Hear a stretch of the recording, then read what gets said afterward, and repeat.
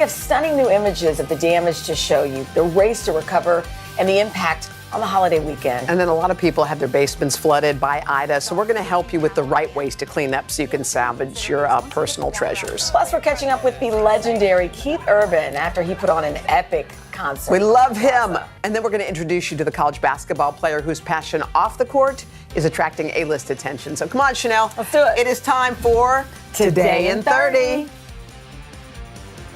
First, NBC's Gabe Gutierrez is in Manville, one of those cities in Jersey, overwhelmed by the flooding and also clearly fires. Hey, Gabe, morning.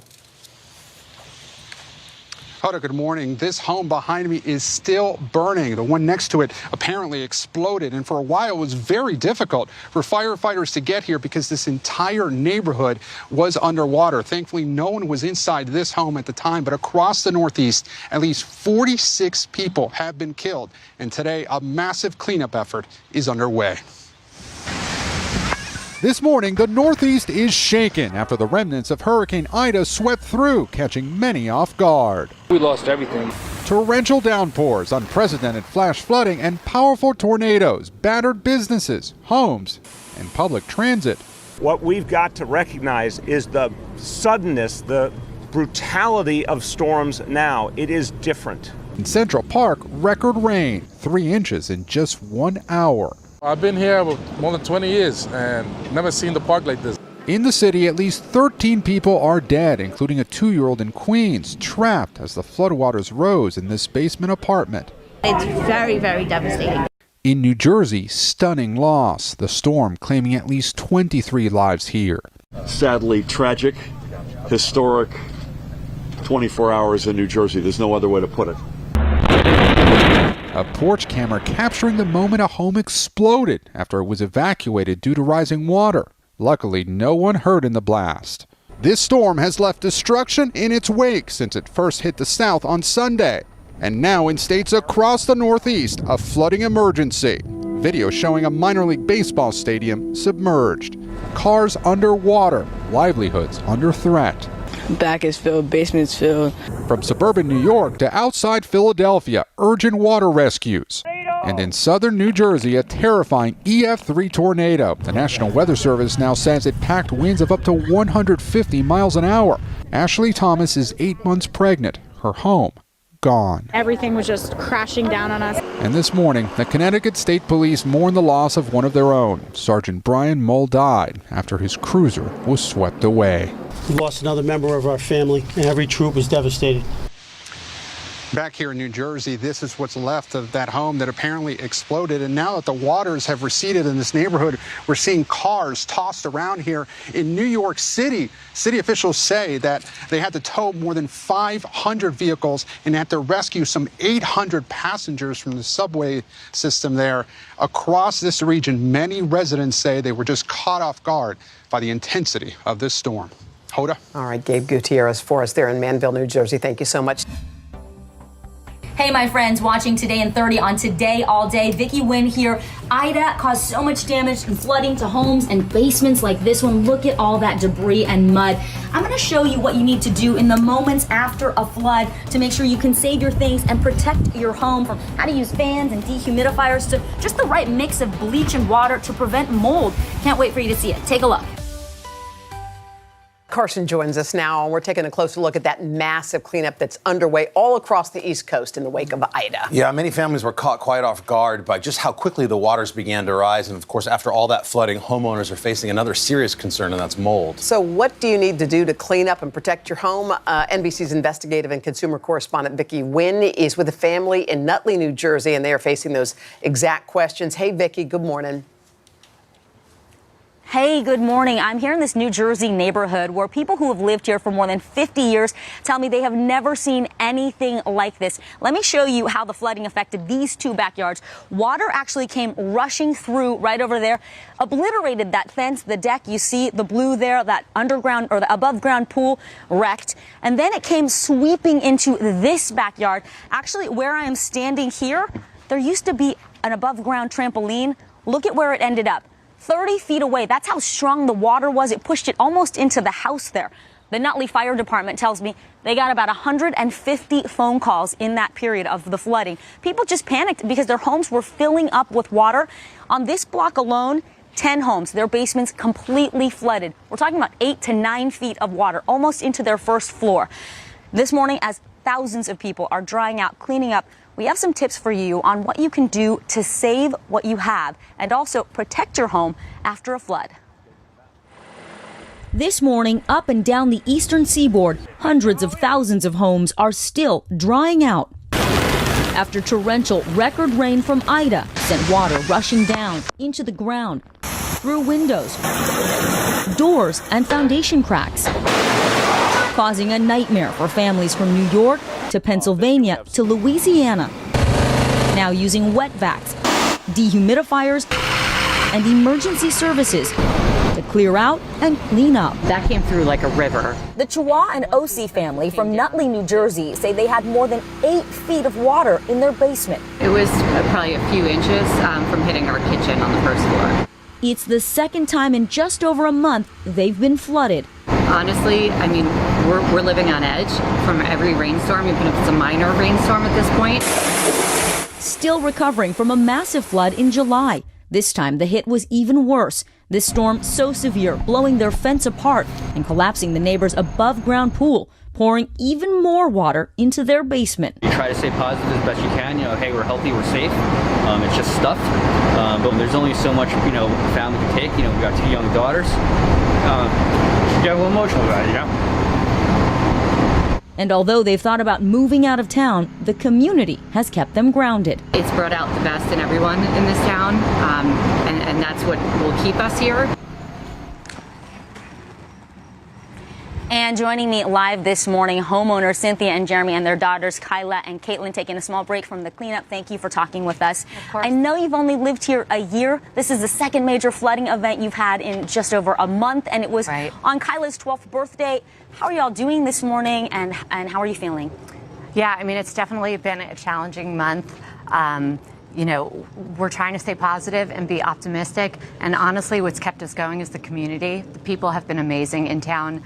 Neighbors and all the community workers have really been helpful, and that's what's kept us going. And I know this has come as a shock to a lot of people because they've lived here a long time and haven't experienced anything like this. Jeremy, talk about your concerns. I know mold is high on that list. Yep, yeah, it's a big concern for us. We have 2 young daughters, and we want to make sure it's safe for us to be moved back in there. We've brought in All Jersey professional reconstruction company or restoration company to take care of the mold. They rip down all the drywall, they spray down and everything with antimicrobial stuff. Okay. So we put our trust in the professionals. Good. Well, that's great to hear that you are getting some professional help. Thank you so much for talking with us and sharing some tips, helping us to share some tips. We're going to take you actually into their basement so you can see how it looks this morning and just how close the water really came to the first floor. So take a look. This is the first floor of their home.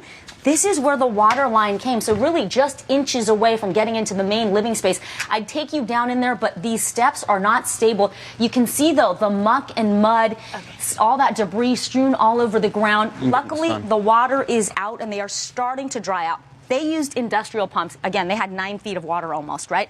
But if you are experiencing flooding and you only got a couple inches of water, you can use one of these shop vacs. We picked this up at a hardware store. It's designed to suck water out of a space, and it can handle it. They're about $100, a good thing to have on hand. The other thing to consider is once you get the water out and you get your belongings out, what to toss out. Cardboard boxes high on that list. You don't want to keep any cardboard or paper products because experts tell us those are breeding grounds for mold, and mold can grow as quickly as 24 to 48 hours. So once you have what you're going to salvage, begin the process of drying that out. You need floor fans. That's going to be huge. Dehumidifiers are also going to help as well. Those start around $150. The way to make sure this is very effective, keep it 6 to 8 inches away from the wall, and you want to have that running along with the fans. The last thing you want to do is really scrub those floors, vinyl, linoleum, any sort of hard surface. You want to use a mixture of 1 cup of bleach to 1 gallon of water. Make sure you're using gloves, good sponges, and the key is ventilation. Keep those fans going, have windows open as much as you can. The last thing you want to do is make yourself sick when you're cleaning up, but this is going to be key to helping you prevent the spread of that mildew and mold. Guys, back to you. And Vicki, there's another big layer to this. What are some tips for dealing with insurance companies, especially if you have this kind of damage? Yeah, this is key to remember. A lot of homeowners insurance policies don't automatically come with a flood policy. So you want to check and see if you're in an area that is flood prone or you're concerned it's going to become an issue as we see more of these water events happening. Consider adding one of those policies, that flood coverage. If you do have it, get on the phone, get online as soon as possible to file your claim. Be persistent because it's going to be tough to get through as so many people are trying to file those claims. The good news is either they're going to send an adjuster out to your home with you, or you might be able to do it remotely and get that claim going. The other thing to consider is in the 3 to 4 days after you get the water out of your home, hiring a professional mold assessor to come out to see if the cleanup process is working or if you need some professional assistance. Chanel? Yeah, and I think, Vicki, a lot of people didn't know they needed flood insurance. Their area never floods until now, so now they're kind of stuck that way. And homeowners insurance does not cover that kind of damage, right? Oh. Most policies don't, and flood policies typically only cover your property. So, I mean, I'm sorry, but not the contents, right? Yeah. So that's another thing to consider. You might not want to keep a lot of valuable things in your basement. Maybe keep it more as kind of a storage place in plastic bins so that if this does happen, your belongings are salvageable. Yeah. So all right, that was good, Vicki. Thanks for all those tips. All right, we got the news covered, guys. How about a morning boost? All right, here we go. The Boost has brought us a lot of heartwarming reunions involving service members or healthcare workers during the COVID crisis. But here's one that combines both. U.S. Airman Dana Capriati came home early from overseas, so she went straight to the hospital where her mom works in the emergency room. Take a look. Oh, my goodness. Oh, man, that's Mom jumped on her. I mean, look at that. You know, usually it's the other way around, but boy, she's got a nice, strong daughter leaping into arms right there. The time while Donna was deployed was the longest she said she and her mom, Haley, had ever been apart. I think that's a first for me. Normally it's a toddler jumping into daddy's arms. Yeah. That's mommy jumping into daughter's arms. We'll take it. Good morning, everybody. Welcome to Today. Future's looking bright. Are you ready? We're going to do our part to spread the word on the importance of vaccines, so crucial for reopening America. A big day around here, a very special naturalization ceremony. Many of them doctors, nurses, other essential workers. If you are a nurse, thank you. Spring has sprung, guys, and we want to fill this season with some fun and surprises. Yes. This is the face of excitement. Celebrating Earth Day. Let's change the world. Love it! It has been a long year. Yeah, where it's been anything but normal. Well, now there's hope. The COVID vaccines. I know. It's been a little confusing. Like, really confusing. So it's more important than ever to make a plan. Visit planyourvaccine.com to find out where and when to get your vaccine. What are you waiting for? Roll up your sleeves and plan your vaccine. Plan your vaccine. Plan your vaccine. For breaking news in our changing world, download the NBC News app.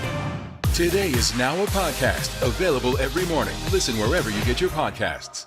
Stay connected and stream the news you need with Xfinity X5. Our top story is unfolding right now. The fast speed you depend on and a reliable connection for all your devices, whenever and however you watch with Xfinity X5. The Meet the Press Chuck Toddcast, free wherever you get your podcasts. Hey everyone, welcome back. This morning on In Depth Today, a national treasure is facing an uncertain future. The Queen Mary was the largest ship in the world when it took to the seas in the 1930s. Now long retired, the iconic ocean liner is docked in California as a tourist attraction and in desperate need of repair. NBC's Aaron McLaughlin joins us now with more on this story. Hey, Aaron, good morning. Good morning, guys. Right now, the ship is closed to visitors due to COVID, but ever since she arrived here in Long Beach, the Queen Mary has become a part of the city's identity. Now she's in jeopardy, and there are real fears that without millions in investment, she could sink. Hear the Queen Mary, a royal lady. The Queen Mary, an icon of a generation long gone. last of the golden age of the ocean liners, once the fastest way to cross the Atlantic for millions of passengers, including the rich and famous. During World War II, the Queen Mary played a critical role, transporting troops and leading the Allied forces to victory. In 1967, she was retired to the city of Long Beach, California, becoming a tourist attraction. But today, the beloved Queen faces an uncertain future. She is hurting. Find me an 87-year-old that doesn't have a few cracks in the paint. A recent inspection found the vessel needs much more than new paint. More than $20 million in repairs are desperately needed just to keep the ship viable for the next 2 years. This is an important part of not just the history of the city, of the country and the world, and it should absolutely be preserved. And preservation is also expensive. The city says it essentially has 3 options. Preserve the ship for the next 25 years, costing nearly $200 million. Dry dock the ship, costing up to $500 million. Or dismantle and sink the vessel, costing as much as it does to preserve it. Some say let her sink. I personally feel it may be too far gone to save. Dr. Geraldine Natz is the former managing director for the Port of Long Beach. She says she toured the bowels of the ship in the 1990s with inspection engineers and found that the Queen Mary was rusting from the inside out. The city should not throw good money after bad. When the ship was built all the way back in the 1930s, it was the largest in the world. As you can see, it's massive, more than 1/5 of a mile in length. It's significantly larger than the Titanic and longer than the Eiffel Tower. Now the big question, can it be saved? This is a crew area up here. We were given an exclusive tour from the stage where comedian Bob Hope performed right before the start of World War II. Mr. Hope got up on the stage, entertained the room. Everyone laughed. A little bit of tension was relieved. To the luxury rooms of the wealthy and powerful. And I'm sure it was a who's who in all of them. It's a special place, and there's really nothing like it across the country. People come here from everywhere just to enjoy it. I understand. People are emotionally attached to the ship. No one wants to be, mayor or city council member who sunk the Queen Mary. Since she arrived in Long Beach, 50 million people have visited the ship, boosting the city's economy. But many arguing this shouldn't be about money. It's about preserving the city's identity. I think it's like something worth saving. The definition of Long Beach is the Queen Mary. Save the Queen, definitely. Oh, save the Queen. I do like that. So obviously that's been in disrepair for a long, long time. So how come the city just waited until now to address this problem? Well, Hoda, for the last 40 years, she's been under the control of various operators. And the mayor says during that time, she was neglected. It wasn't until recently that the city regained control of the ship. And now this all-out push to look at various options and potential investors to save the Queen. All right. Hoda. Okay. Well, they got a bumper sticker there. Save the Queen. Save the for Queen. Sure. All right, Erin. Thank you. It has been a long year. Yeah, where it's been anything but normal. Well, now there's hope. The COVID vaccines.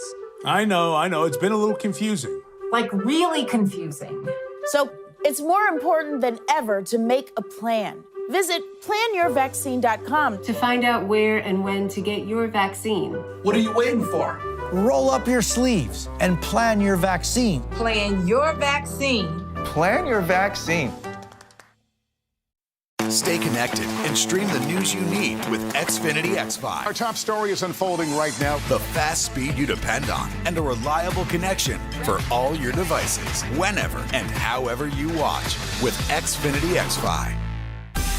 Make the most of your day with Today All Day. Get closer to all your friends at Today in a whole new way. Today in 30. We give you a mix of everything you love about our show in a mere 30 minutes. Shop today with Joe Martin. We're helping you shop like never before. The latest styles and biggest names. Today food. Things are heating up in the Today All Day kitchen. Cooking essentials and recipe inspiration. Get ready. Are you ready? Oh, I'm so ready. Only on Today All Day. Stay connected and stream the news you need with Xfinity X5. Our top story is unfolding right now. The fast speed you depend on. We begin with breaking news right now in Florida. And a reliable connection for all your devices. This story matters to all of us. Whenever and however you watch. Our bite-sized mix of everything you love about all 4 hours of our show, but half the calories. Oh, yes. With Xfinity X5. Some experts say that this bill still isn't enough. Do you accept that criticism? There's been a ton of confusion from the CDC. Can we try to clear some of this up? Is America safer today with the Taliban in charge of Afghanistan? If it's Sunday, it's Meet the Press. Hey everyone, it's Keith Urban here. Stay tuned to watch my interview with the Third Hour Gang coming up on Today in 30. All right, all morning long, the legendary Keith Urban has been heating up our city concert series, and we are so excited to sit down with him, catch up with them. I mean, the crowd was absolutely incredible. Yeah, Just nice, excited for you. What's it like for you to be performing again? Yeah, really good. Like fresh air. Just nice to be back and the energy of real people instead of, you know, I love the Zoom. Yeah. But, you know, playing a show on a Zoom is like standing outside the window of a nightclub, really. Exactly. Yeah. You know, because of you, I have a new favorite moment. So it's when you finish singing, and earlier this morning, and the crowd kept singing. Yeah. Just the collective sound of people from all over the country. It was such a unifying, look, everybody's smiling. It's just such a good feeling. It is a good feeling. It's the great thing about music is that we all come together. I mean, with sport, everyone's going for two different sides already. Right. Yeah. You're all Music, split up. everybody's on the same team. I love it. And are you always creating, or, you know, do you celebrate the new music and still think of what's next? All of it. All of it. All of it. All yeah, of but it. always creating. You know, earlier you had a duet, a virtual duet with Pink, and you got a call from Taylor Swift asking to collaborate on her new album. What's that energy like? Oh, they're amazing. I mean, they're true artists. And Taylor, I was so honored that she asked me to sing on a couple of songs on her new album. Yeah. But we've been friends for a long time as well. We have to talk about Nicole. You guys have been together for a long time. Yes. I mean, how's the family going? Are the kids going to follow in the musical engaged footsteps? right here in New York City. Really? Yeah, I proposed right down here on the Hudson. How many years has it been? 15 years. Wow. Yes. You're like, Chanel, don't put me on the spot. No, I was 16 when we got engaged. That's so awesome. yeah. So what about the kids? Are they leaning more towards music or acting? A bit of both. More directing than acting. Oh, okay. Yeah. That's awesome. Yeah, which would be kind of good. Yeah, a little bit of everything. Yeah. How did you guys pass the pandemic? I mean, it was everybody has their pandemic story. Yeah, we were in Nashville beginning of last year, and we were there until about July, and then Nick was supposed to be filming 9 Perfect Strangers, which they couldn't film anything here, and they had it structured in Australia where we could go and film there. So we went down there and spent the next handful of months filming that. Wow, that's nice. So then what's next? I know you were on tour for just a moment. So is there a break in that, or?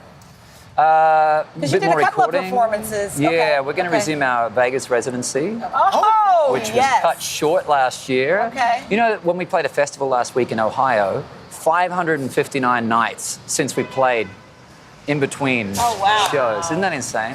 So what's it like when you're on a Vegas residency? Because you don't have to do the travel, you don't have to go town to town and reset yourself. Right. Is it nice to just be in one place and have the crowds come to you? Yes and no. I love traveling though. I do love traveling. Yeah. But at the same time, everybody's different. Every night it's different, and the show's always different. So. Yeah, get the best of both worlds. Some experts say that this bill still isn't enough. Do you accept that criticism? There's been a ton of confusion from the CDC. Can we try to clear some of this up? Is America safer today with the Taliban in charge of Afghanistan? If it's Sunday, it's Meet the Press.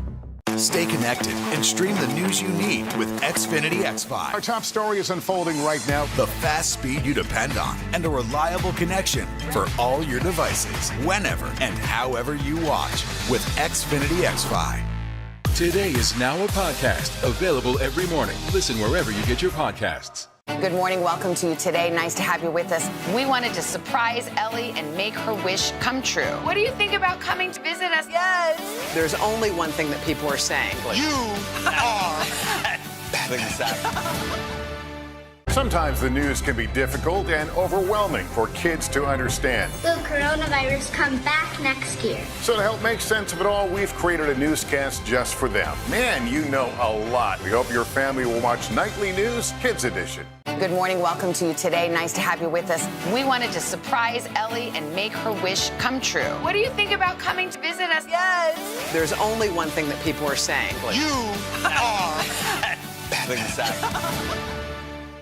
For breaking news in our changing world, download the NBC News app.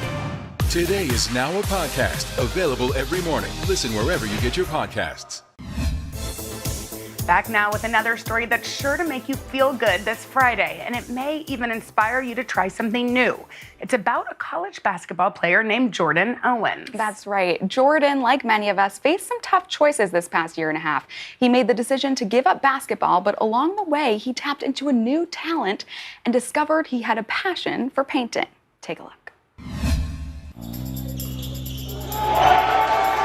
Jordan Owens always felt most at home on the basketball court. I've dedicated most of my life to basketball. For a long time, it was just basketball. There's so much that goes into basketball. You're constantly working out, you're constantly weightlifting, constantly watching film. Your story, in a way, starts with your athleticism, and you decide to take a step back. The beginning of the pandemic, it was, again, the quietness.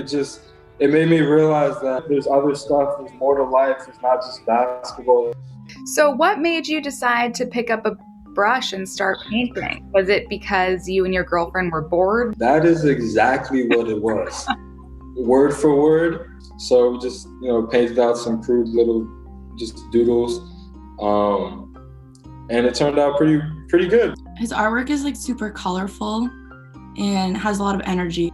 We actually met in our psych class, and he asked for a piece of paper, and when I glanced over, he was doodling all these intricate drawings. So when you were younger, did you draw or paint at all? I come from a very artsy theater family. My mom and dad always would give me little sketchbooks to just draw. So I would constantly be drawing when I was younger, but I never painted. Fully embracing his artistic side, Jordan decided to take a chance at selling his artwork. So I was like, you know what?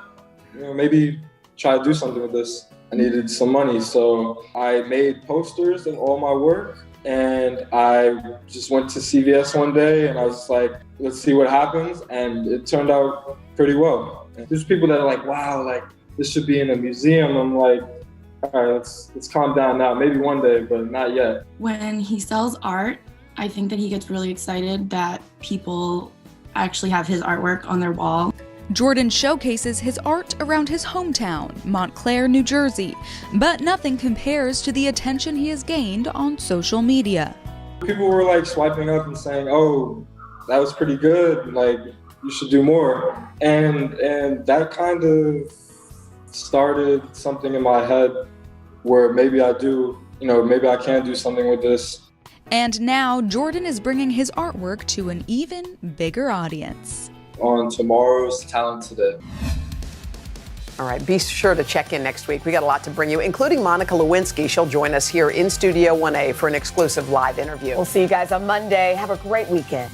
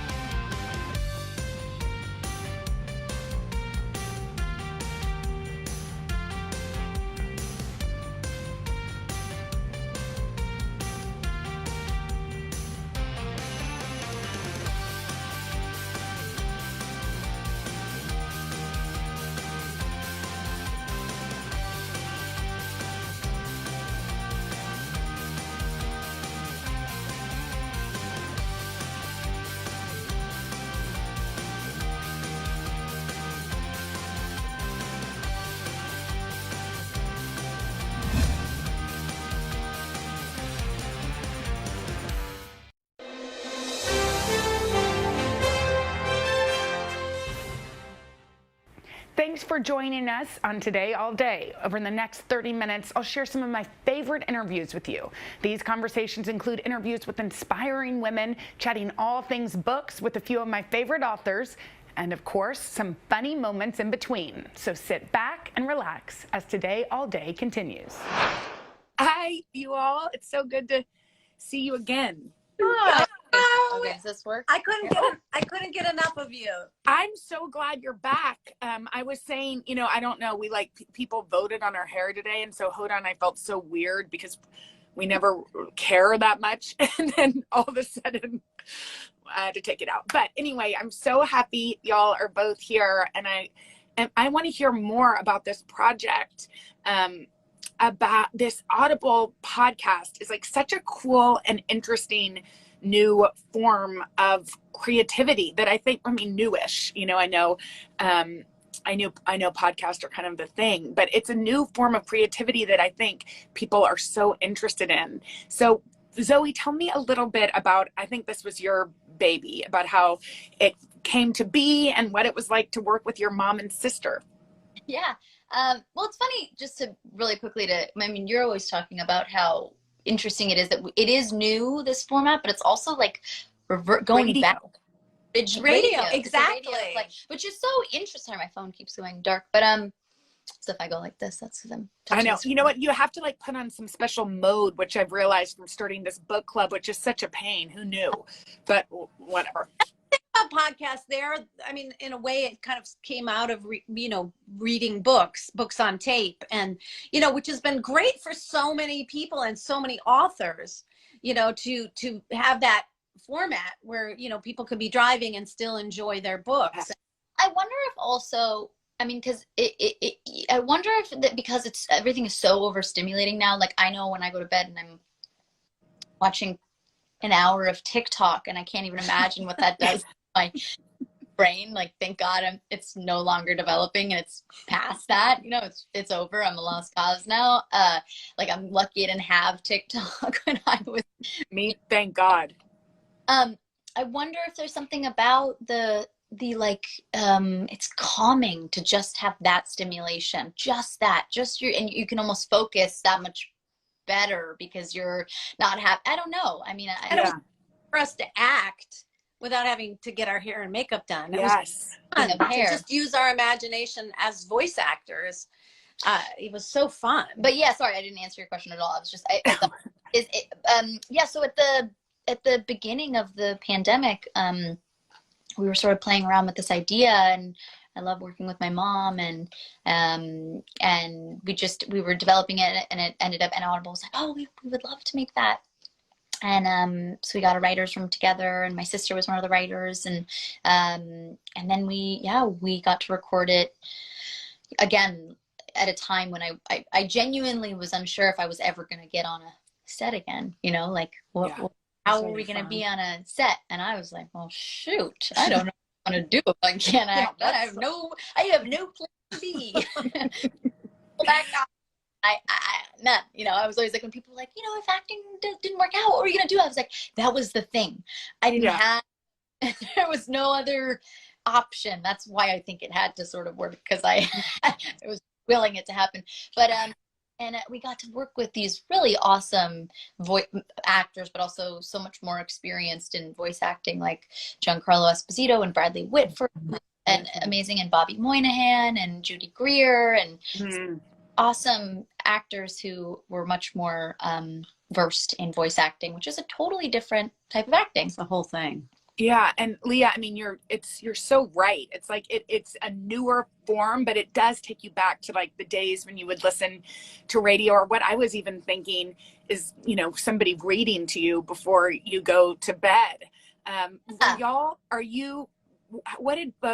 What type of relationship do you have with books? Were they a companion? Were they escape? Were they a necessity? What's your relationship with reading? It's so interesting because I think I developed pretty early on a love, and I gravitated towards nonfiction, and I with also I prefer documentaries to movies, honestly. I have a better attention span if I know that this is real, and I know that's funny given that my job is and I wonder if it's that. It's like It's I want research, it's, really. Yeah. So books that have really inspired me, in recent years are like *Sapiens* and *The Sixth Extinction*, and which is like a book that talks about how Earth is possibly in the middle of like a modern man-made sixth extinction. Like not. And it sounds, whenever I say that I like nonfiction, the first thing people say is, "Oh, it's boring." It's like the opposite to me of boring. It grabs my attention because I can root it in my own life. Like I really I can apply it to my own life. Like I read Dope Sick and I was like, this book is incredible. I mean, I love A Return. I love I don't know, nonfiction. Yeah. You're my husband's taste. He loved all those. Like, I'm like, that's my husband's nightstand. Leah, what about you? I vary, but I understand what she's talking about, because a lot of times, like, I love science because for me, it actually does two things for me. It gives me more awe of the world and a spiritual, religious sense. Like, I just think that, my mom used to say God didn't have to create the world so beautifully. And I love science as it applies to my life and it applies to my work, because when you study science, it's kind of helps you understand why people are like they are, I know *Sapiens* was great at that. I mean, have you read? Yeah.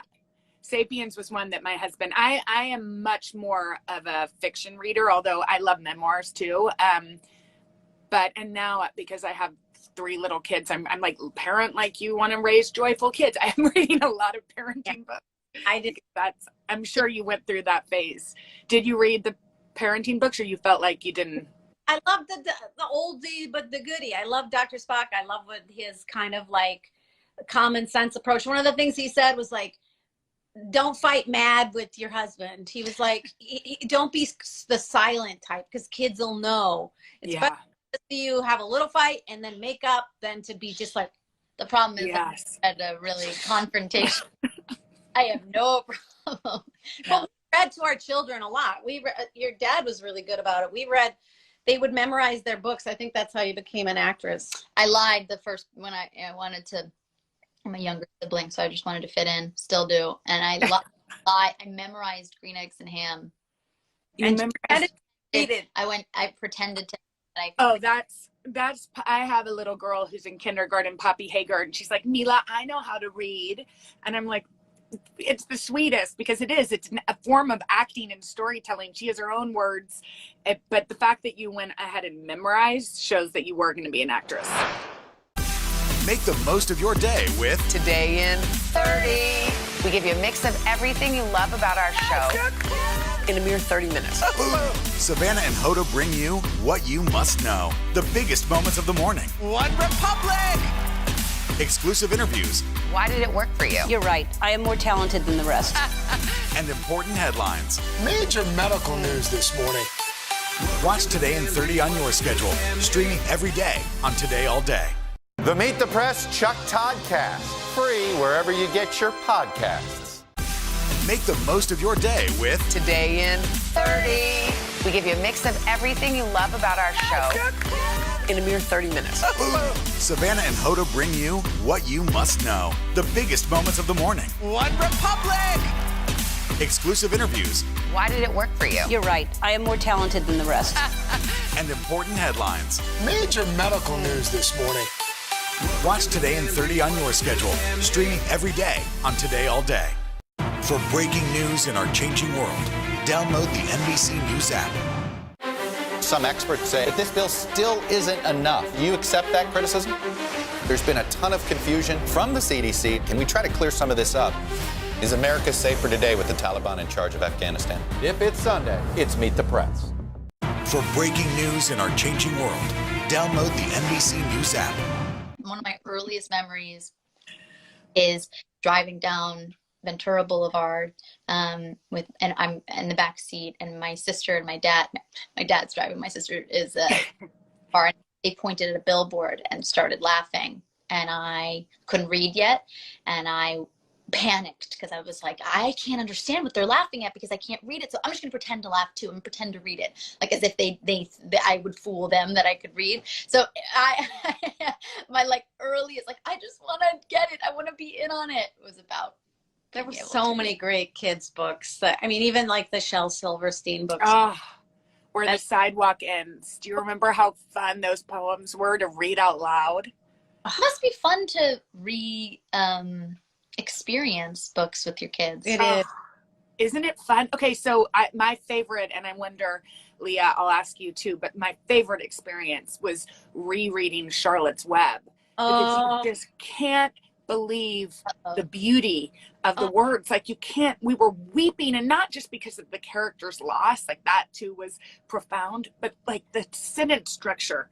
I mean, my husband, I was an English major, obviously, I love to read, but my husband literally was like, wow, like both you and Mila, but there's something so profound about the message of that book and then experiencing it through your daughter's eyes. Like, Leah, was there a book like that you can remember reading to your kids that? Well, you bring up like the great book. Yes. Charlotte's Web. Yeah. You should reread it, or maybe wait, but there's something. So holds up. It's so beautiful. I think you just hit the nail on the head. That book is so beautiful. And I didn't have that, pleasure of having I was the youngest of 5. So everyone, so like, I didn't have that like reading to me kind of thing, but I remember like, some of the stuff that I loved, I couldn't get them to like, The Lion, the Witch, and the Weird. Oh yeah. Those books I loved. Janice, she's much more, if I gravitate to nonfiction, she gravitates towards like, I love the Lord of the Rings. Yes. Did you read Harry Potter? Yeah. Well, they did love Harry Potter. Harry Potter is great.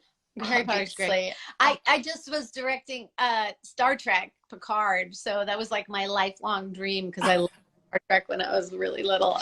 But you love like fantasy stuff. I lose interest. I mean, I have no reading comprehension skills whatsoever when I'm sent scripts that have like a fantastical, like what element. I'm like, what's this about? Like, I can't, again, like you retain and gravitate towards, I don't know. It's just not my thing. Well, but her sister's a writer, Maddie, and she just wrote a fantasy script that's amazing. So you're going to have to concentrate on that. I love that. And I also kind of love that there's probably a hint of her mom in there, like what books you gave to her as a child resonated enough.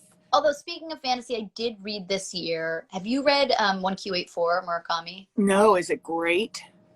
It's crazy, but that's sort of like fantasy, religion, sex. Yeah. Like a crazy combination of a lot of things, but it's a different kind of fantasy element, but I did love that, and that's very fiction. It has been a long year. Yeah, where it's been anything but normal. Well, now there's hope. The COVID vaccines. I know. It's been a little confusing. Like really confusing. So it's more important than ever to make a plan. Visit planyourvaccine.com to find out where and when to get your vaccine. What are you waiting for? Roll up your sleeves and plan your vaccine. Plan your vaccine. Plan your vaccine. Stay connected and stream the news you need with Xfinity X5. Our top story is unfolding right now. The fast speed you depend on and a reliable connection for all your devices, whenever and however you watch with Xfinity X5. Make the most of your day with Today in 30. We give you a mix of everything you love about our show in a mere 30 minutes. Watch Today in 30 on your schedule, streaming every day on Today All Day. Some experts say that this bill still isn't enough. You accept that criticism? There's been a ton of confusion from the CDC. Can we try to clear some of this up? Is America safer today with the Taliban in charge of Afghanistan? If it's Sunday, it's Meet the Press. Make the most of your day with Today in 30. We give you a mix of everything you love about our show in a mere 30 minutes. Watch Today in 30 on your schedule, streaming every day on Today All Day. Sometimes the news can be difficult and overwhelming for kids to understand. Will coronavirus come back next year? So to help make sense of it all, we've created a newscast just for them. Man, you know a lot. We hope your family will watch Nightly News Kids Edition.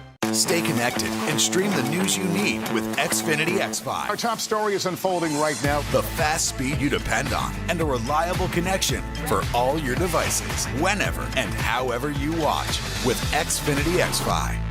And was there a book in your like childhood or adolescence, probably more, that opened your eyes, you know, to a world, like something that just transformed you, whether it was because you loved it so much or it taught you about something you weren't aware of? Was there something that was life-changing, one of those teenage books? 1984 was really crazy for me. I think that's an amazing book. And then recently I read The Alchemist for the first time. I loved The Alchemist. I never read it, and I do read quite a bit, and it came at the exact timing. Really interesting, actually. A really sweet fan gave it to me in Brazil, a copy of it in Brazil when I was there for press for The Politician, and I had it on my bookshelf forever. And I was going out of town, and I grabbed it and put it in my bag, and I like remembered I had it when I was having like a full panic attack about my career and that. I just grabbed it, and it was like the exact thing that I needed to reset my ego and panic and mania. It was I feel like that book, I read it when I was living in Latin America. It's the only book I've read in both English and Spanish. And it is because that, you know, of course, was written in Spanish first. And I feel like that book, and there are some like this, like I feel like the same way about Charlotte's Web, that do find you at the right time. Yeah. You know, I have not read that in so long. Okay, well, you have to. Okay, so the pandemic was a time where things, talking about egos, it's like everything was slowed down. You were able to be more introspective about what you wanted. I mean, I think some were, if we were lucky enough. I wonder, when you did slow down, did you find time to read? Did you find, like, there's this beautiful book by Margaret Wrinkle. I don't know if you know who she is. She writes for the New York Times, these cool op-eds, but she wrote a book that I'm looking at on my bookshelf across from me called Late Migrations. They're a collection of stories, and basically it's her reflection on, and Leah, you made me think about this, but of nature, of simple things, of the bird in her backyard in Tennessee. And so I wonder, because I felt this way for the first time in a long time, I laid with my girls and stared at a big moon, which was, I live in New York City, so we never had, you know, it was like moving around and work and this, and like we never had time for the simple moments, and we made time for it, and I don't want that to go away. So I wonder if during the pandemic you found time for books, if you found time for nature, if how you grounded yourself. I'm still figuring out. I know. Weirdly, because my career is in mostly I'm directing television right now, and I watch so little of it. So weirdly, not with books, but I watched a lot. I binge watched a lot of TV, which was unusual. I don't watch any, so it was good for me to do that. And I did read a lot of books, and I found that was profound for me as an entertainer is that it's really important. At this time, I realized how important it was for people to get out of themselves and to walk a mile in another person's shoes and to just forget about their troubles. All these years being an entertainer, I didn't really realize that it actually is a really important thing. What we do, you know, even you guys, you know, on TV, like you're in our house and you make us feel better and comforted and like homey and take our mind off of things and make us remember that it's good to be friendly or whatever it is. Like it's important. So I really realized the importance of entertainment and books, which I should know, but I didn't really know. Well, it's like a good reassurance that you've chosen a life's work on something that, you know, matters and to so many people. It does. It's easy to forget when you're doing it. I'm sure for you too. Like everyone says, like, look at this nice person. Like, I'm so happy she's in my living room, and you know, it's easy to forget how important that is. It sounds dumb, but that's what I got from. Yeah. Were you all together or no?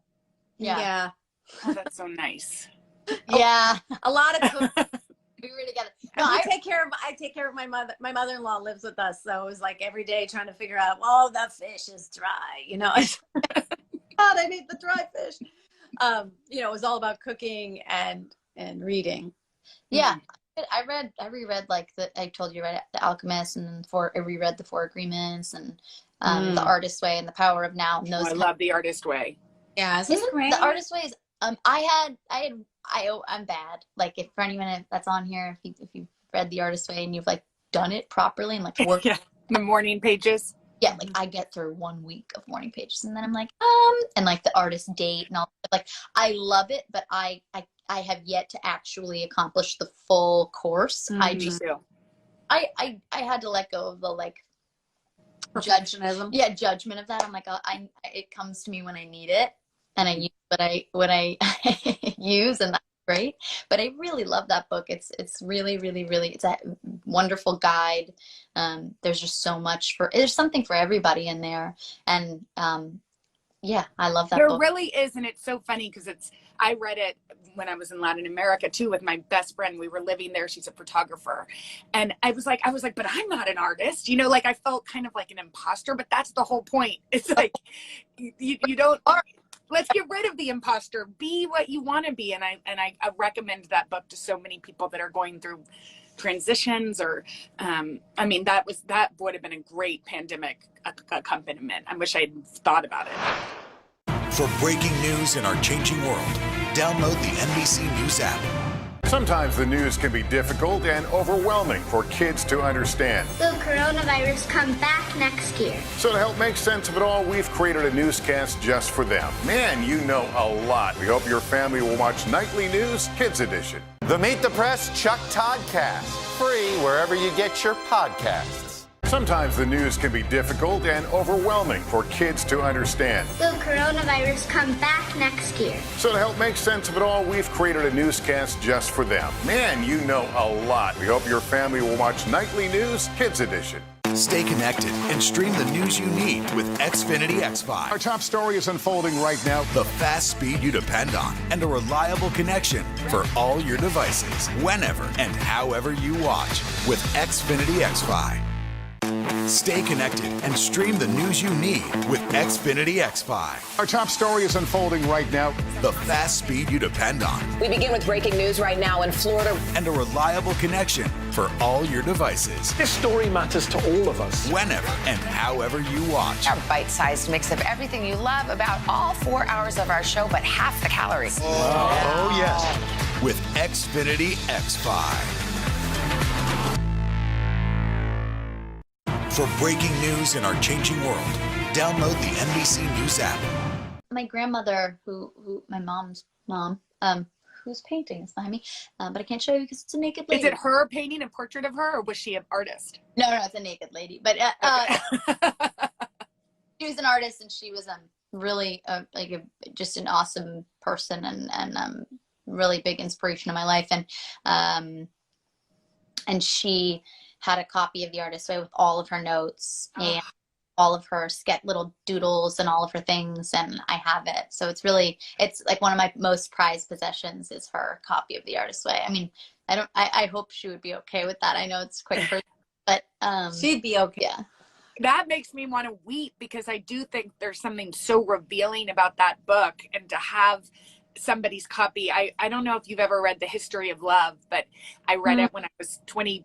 It's by I think Nicole Krauss. I hope I'm not somebody type in. We have some good readers here and make sure I got the right author. But I read it when I was young and I was staying with my mom, and I highlighted and underlined all my thoughts, and it's about love and general.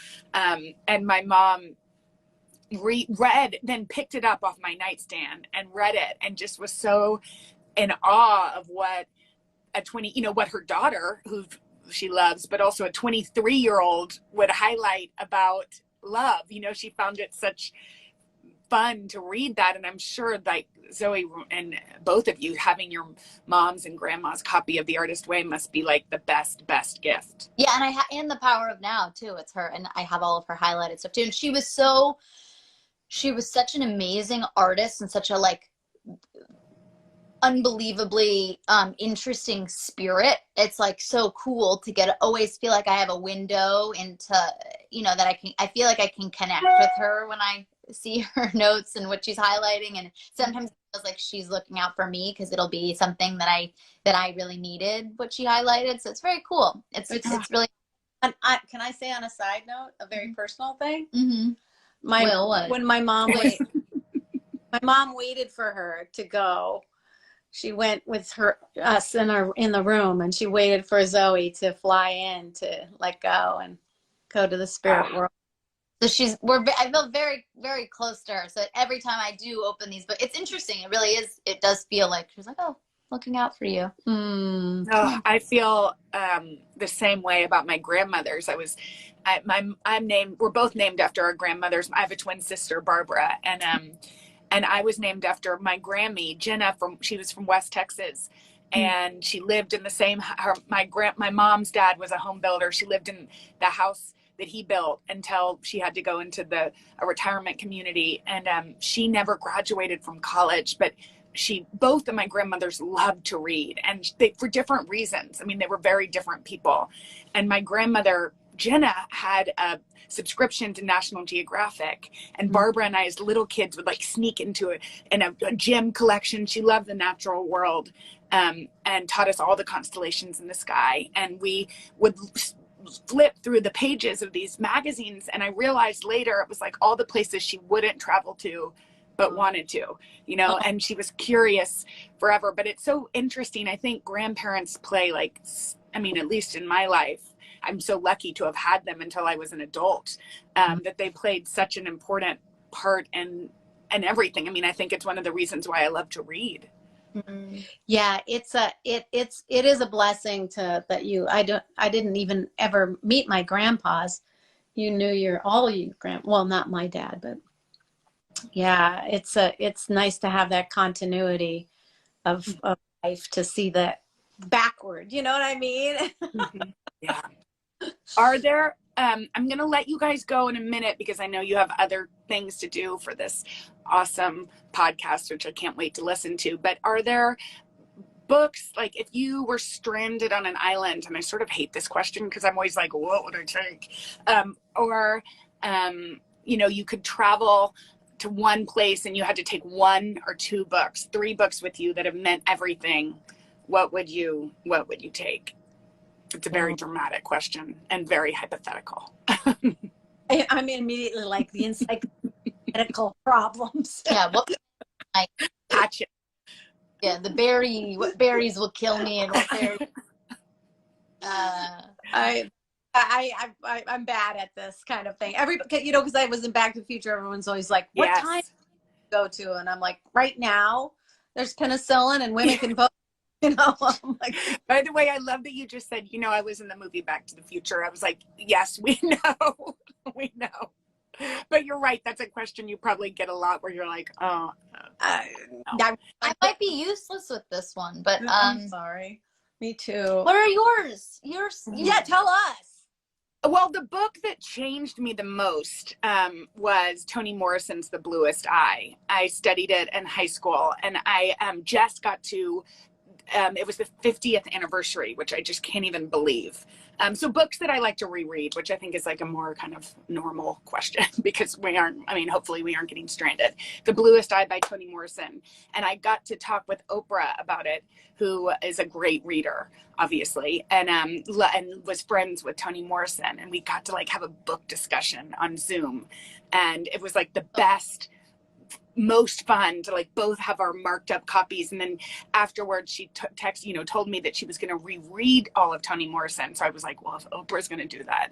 So I spent my Christmas break rereading all of Toni Morrison and reading for the first time at least one. And it was just like a fun study. Part of what I do, which is so fun, is this book club. And the whole idea is to promote diverse and debut authors. So I'm always reading forward. So to go back and study books that changed me as a young person was, I'm still young, but a really young person was so much fun. So The Bluest Eye, a book that I love that I hope you all will read, that one of the books that we've chosen is called Nothing to See Here by Kevin Wilson. It is the best. It's hilarious. It's I think one of the most profound books about parenting, about the love, the unconditional love that parents have for their kids. I just loved it.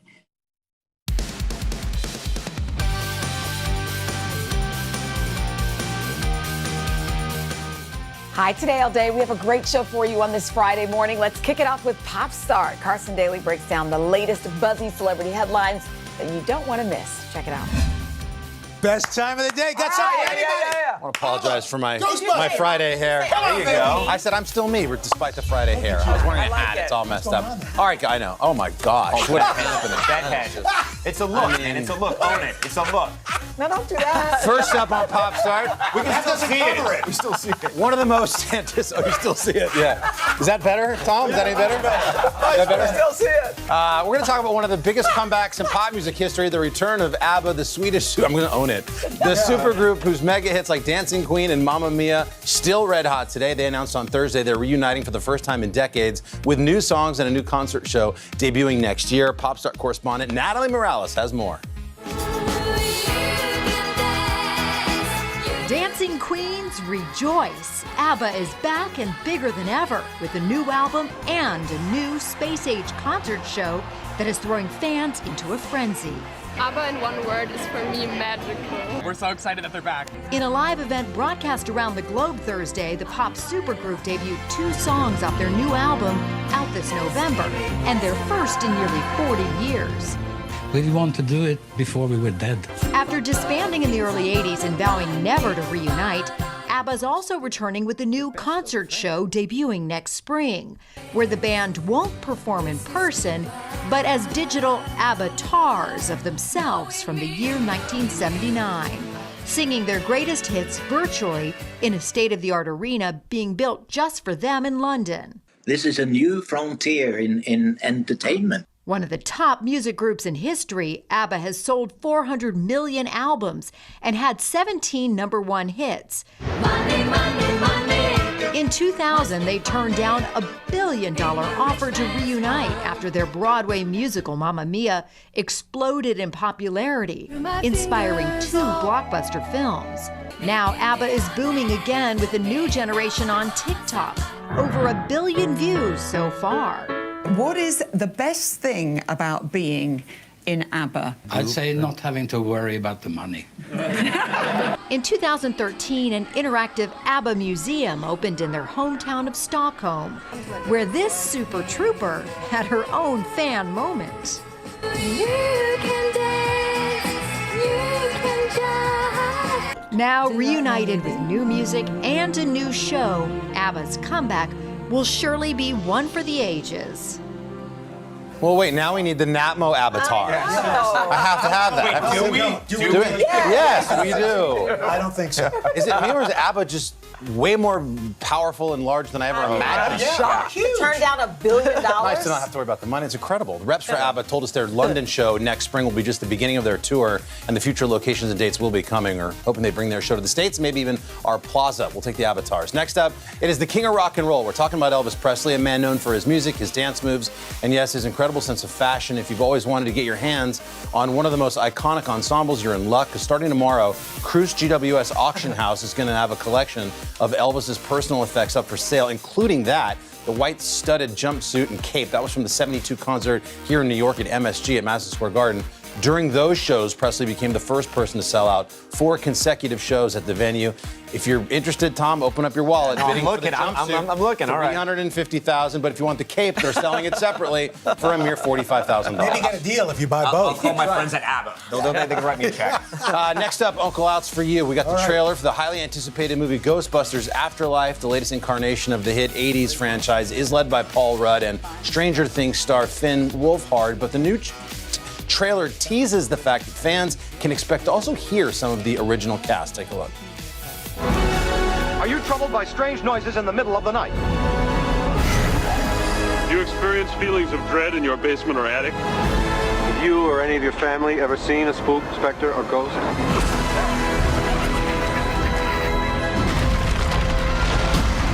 The whole city, it's like The Walking Dead.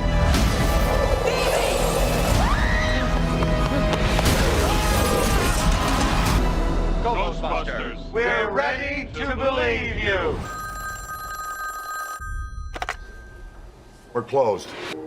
Wow. My kid can say that's not your father's Ghostbusters. Oh, my God. Did you see it, Alan? I have.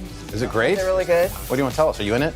No, I'm not in it, but it is great. How evil are those little marshmallows? I'm not going to go. What about I cannot divulge anything. Oh, But You gotta go. But you After see more it. than a year of rescheduling the release of Ghostbusters Afterlife, it's now set to premiere on November 19th. Finally, quickly, Dan and Shay, the country duo, sat down with Willie Geist for this weekend's edition of Sunday Today, and the two opened up about what it was like creating their latest album, Good Things, and how they managed to record it during the pandemic. You sat down for this album. Did you feel like, okay, we got some pressure on us now? People are gonna be waiting to see what we do next. I'd like to say, like, no, man, we didn't really even think about it at all. There definitely was pressure, but it was good pressure. I had a mattress leaning against the wall. You know, I'm pulling dog blankets, out of the closet, laying them on the floor. Hey, Shay, can you hold this pillow over your head? Gotta get the perfect acoustic, You would think at this point in our career, 4 albums in, I was like, I should get a proper studio. or something. You can watch that Sunday, guys. It's going to be cool. We like that. All right, thank you. Coming up next on Today Talks, the third hour is looking at things on the upside after this. It has been a long year. Yeah, where it's been anything but normal. Well, now there's hope. The COVID vaccines. I know. It's been a little confusing. Like really confusing. So it's more important than ever to make a plan. Visit planyourvaccine.com to find out where and when to get your vaccine. What are you waiting for? Roll up your sleeves and plan your vaccine. Plan your vaccine. Plan your vaccine. Make the most of your day with Today in 30. We give you a mix of everything you love about our show in a mere 30 minutes. Savannah and Hoda bring you what you must know. The biggest moments of the morning. One Republic! Exclusive interviews. Why did it work for you? You're right. I am more talented than the rest. And important headlines. Major medical news this morning. Watch Today in 30 on your schedule. Streaming every day on Today All Day. Stay connected and stream the news you need with Xfinity X5. Our top story is unfolding right now. The fast speed you depend on and a reliable connection for all your devices, whenever and however you watch with Xfinity X5. Make the most of your day with Today in 30. We give you a mix of everything you love about our show in a mere 30 minutes. Watch Today in 30 on your schedule, streaming every day on Today All Day. Welcome back. Today on the third hour, a small town struggling with internet access during the pandemic gets a life-changing surprise. Check it out.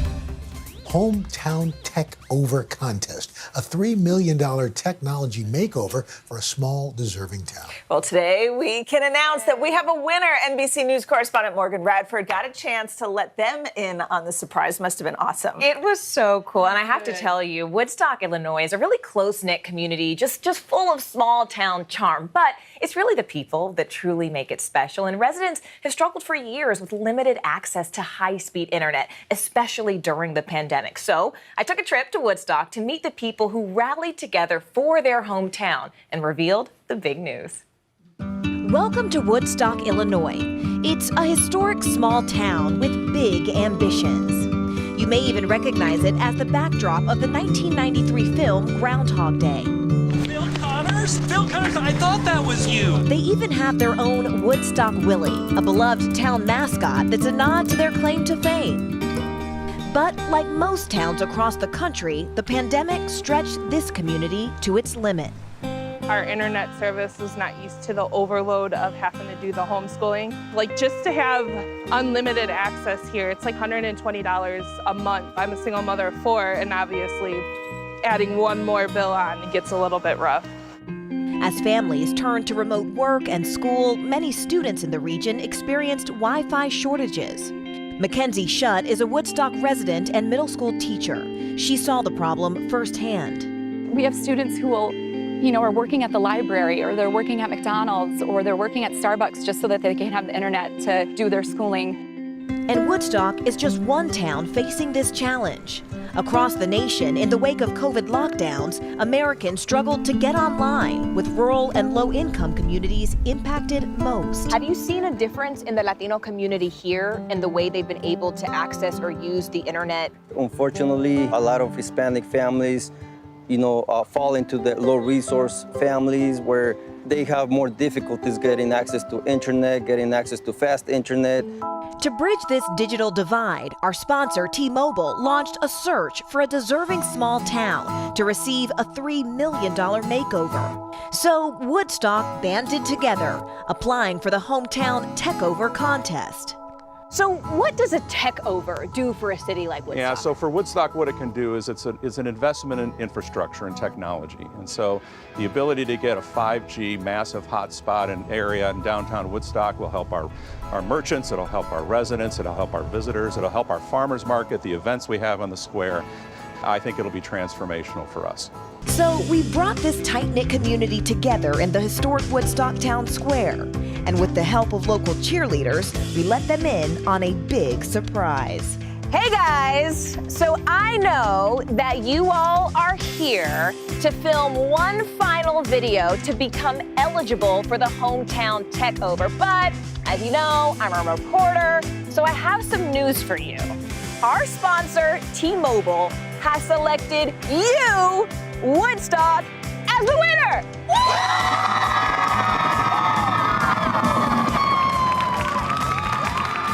T-Mobile is providing $3 million in upgrades. We're talking, yes!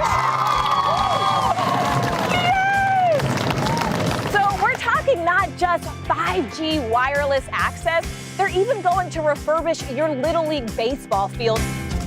You ladies really entered your town into this contest. How does this feel to see your hard work, the chance you took on your own city, pay off?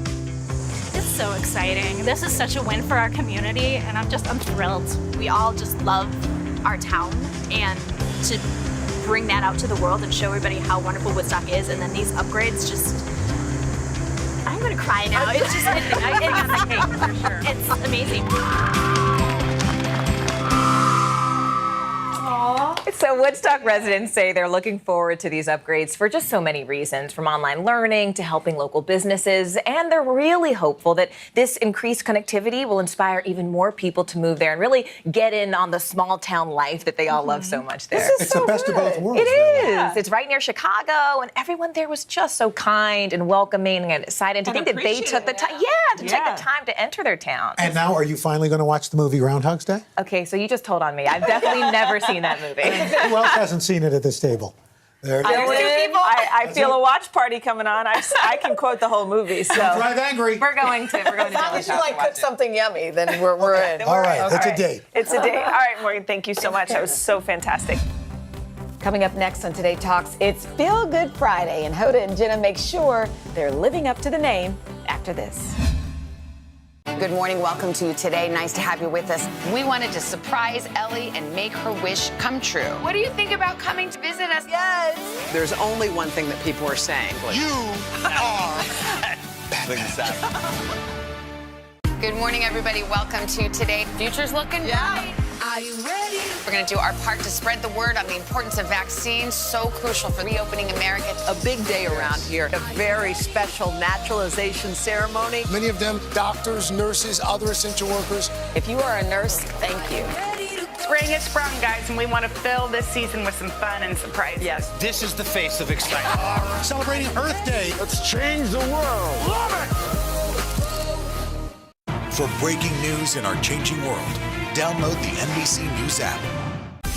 Make the most of your day with Today in 30. We give you a mix of everything you love about our show in a mere 30 minutes. Savannah and Hoda bring you what you must know. The biggest moments of the morning. One Republic! Exclusive interviews. Why did it work for you? You're right. I am more talented than the rest. And important headlines. Major medical news this morning. Watch Today in 30 on your schedule. Streaming every day on Today All Day. Today is now a podcast, available every morning. Listen wherever you get your podcasts. Stay connected and stream the news you need with Xfinity X5. Our top story is unfolding right now. The fast speed you depend on and a reliable connection for all your devices, whenever and however you watch with Xfinity X5. For breaking news in our changing world, download the NBC News app. Stay connected and stream the news you need with Xfinity X5. Our top story is unfolding right now. The fast speed you depend on and a reliable connection for all your devices, whenever and however you watch with Xfinity X5. Welcome back today on Hoda and Jenna. It's Feel Good Friday. Our favorite duo shares uplifting stories that will leave you smiling heading into the weekend. Check it out. Didn't you love college? Oh, I loved college. You loved every minute of it. I loved it. And now Mila wants to go to the University of Texas. Yes. Because of camp? Because of camp. Because her counselor was going to the University of Texas, and she's a cheerleader, which I was like all sparkling. It's basically all of our dreams. Anyway, oh my gosh, I know. But college was so much fun. I know. I loved every second of it. I'm a tried out, so I was in the sorority and did all the fun stuff. And weren't you like the captain? What's it called? The rush chair? No. I was the pledge trainer. Pledge trainer. Were you in a sorority? Yeah, I was a Theta. You were a Theta? And my mom was a Theta. Oh. And my sister was a Theta. And my aunt was a Theta. Oh. But I wasn't a real, I was into it, and it was so much fun, and then I kind of did your own thing. Yeah. Did you? You're a little bit of a lone ranger, even though you like to be in a group. You like to do your own thing. Yes, but I did think it was fun. I used to take my pledges out into, because by the Cascades, which were these beautiful waterfalls, and I would read them inspirational stuff and play music. No, they were so like this. That's not a normal thing. Wait, Leo Buscaglia book, Living, Loving, Learning. I'd be like this. Listen, everybody. And I had a tape recorder. I'm not kidding. I would play music, background, like Jim Brickman kind of music. And then just start reading. And they were like this. I thought we were going to frat parties and drinking. But I'm sorry. I think your pledge trainer days prepared you for all you're quoted by.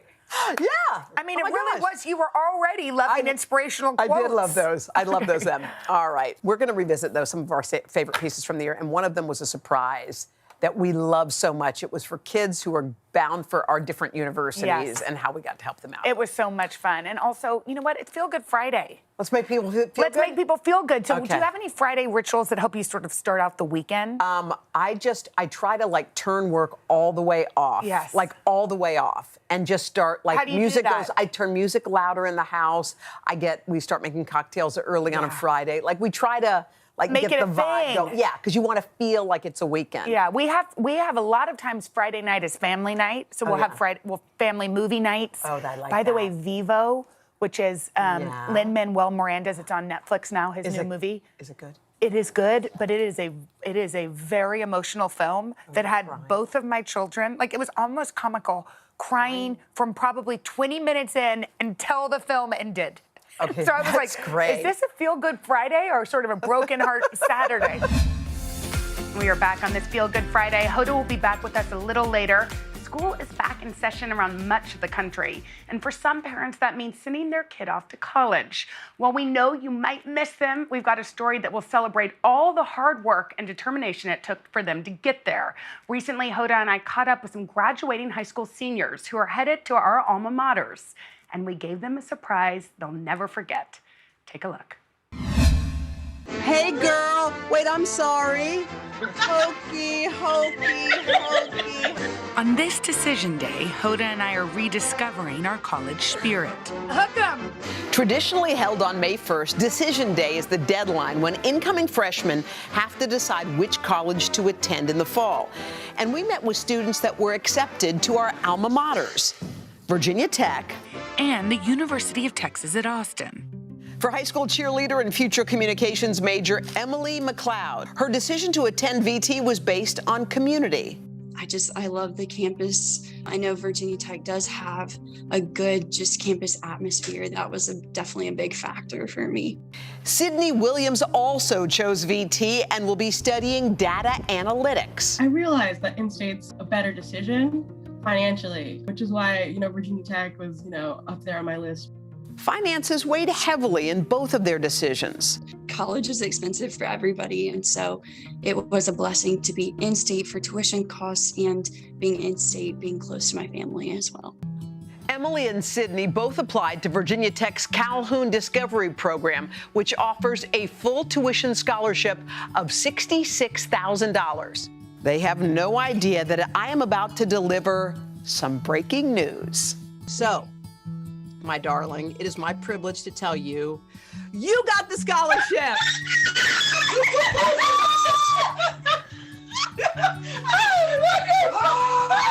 This program only accepts about 40 students. Emily, you're one of the 40. Oh my goodness!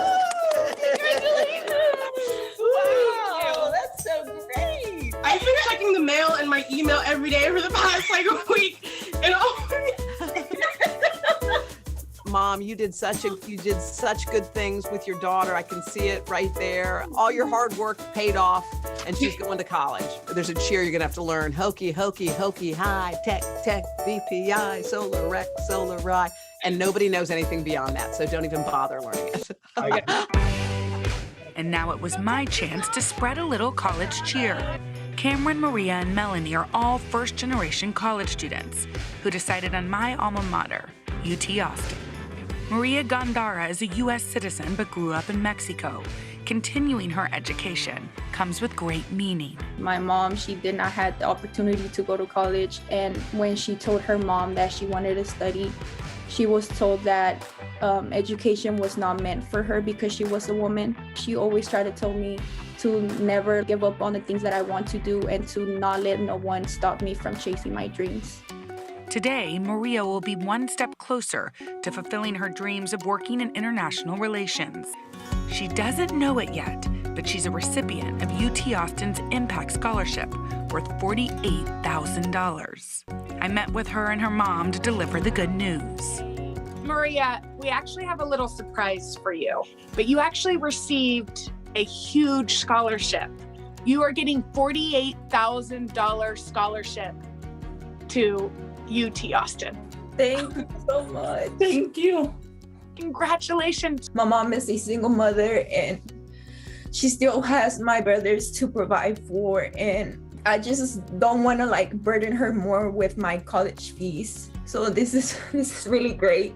Students don't apply for the Impact Scholarship. It's based on income and high school merit, which made this surprise even sweeter for Cameron Day and his mother. UT Austin is giving you a scholarship for $48,000 over the 4 years. Oh! Wow. Cameron is the treasurer of his school's chess club and will be studying business at UT. This is all Cameron. This is nothing me. This is all Cameron. That's great news. That's a beautiful way to start off my day. That is. I'm honored. It's a pleasure. Thank you so much. Melanie Chavez will be a natural sciences major, and she volunteers at a low-income health clinic where her mother works. Ruth, what do you think? She's worked so hard, and I know that she's gonna have so many opportunities and better her life and have a better life. I know you don't speak much English, but how proud are you? I'm so happy. It's my good daughter. Thank you. Thank you. So sweet. Well, congratulations. And one final surprise, a special guest star to help us mark this day's monumental moment. Who is that that's joining us? The Texas Longhorn. Hook 'em.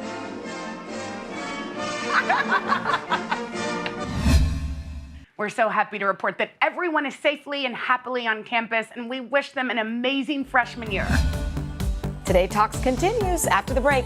You don't want to miss it. Stay with us.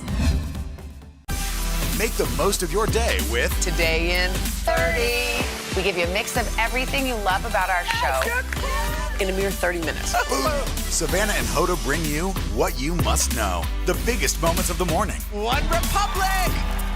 Exclusive interviews. Why did it work for you? You're right. I am more talented than the rest. And important headlines. Major medical news this morning.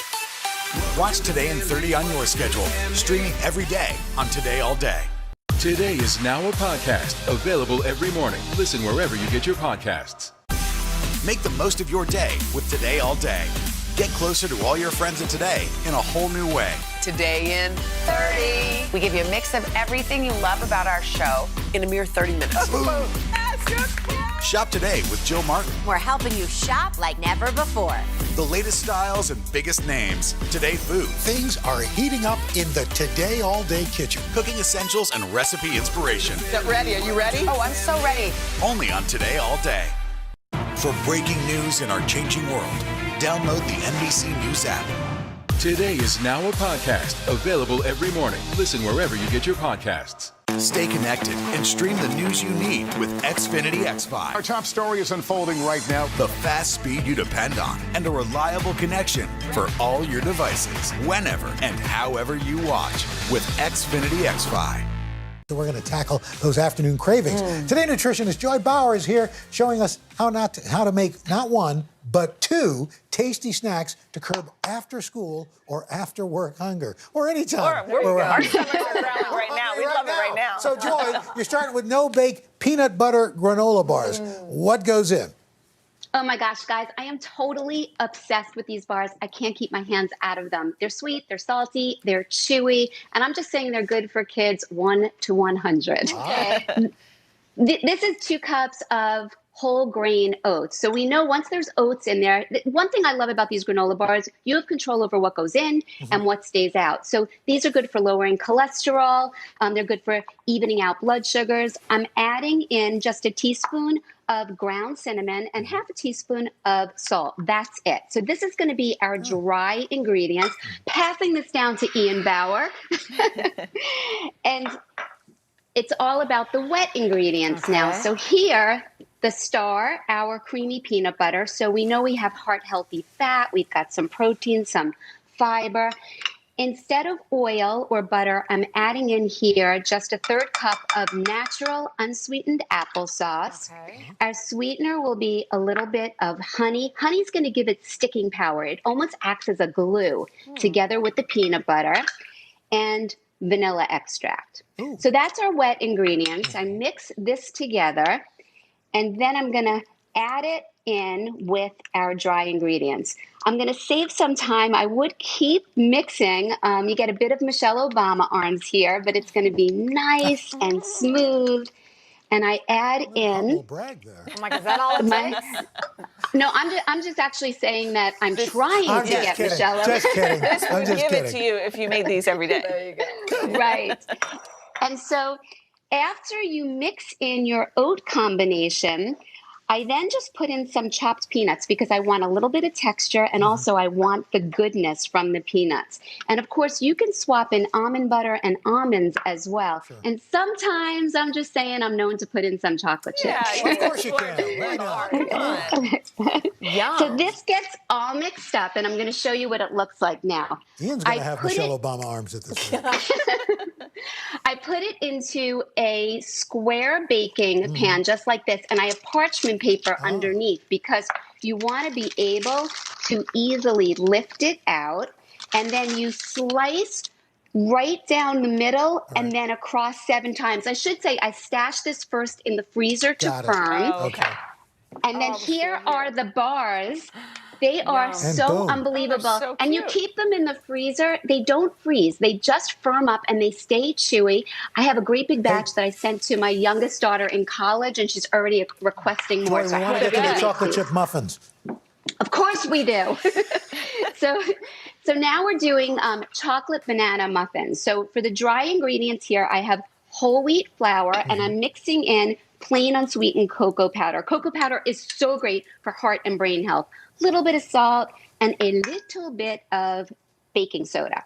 So that's it.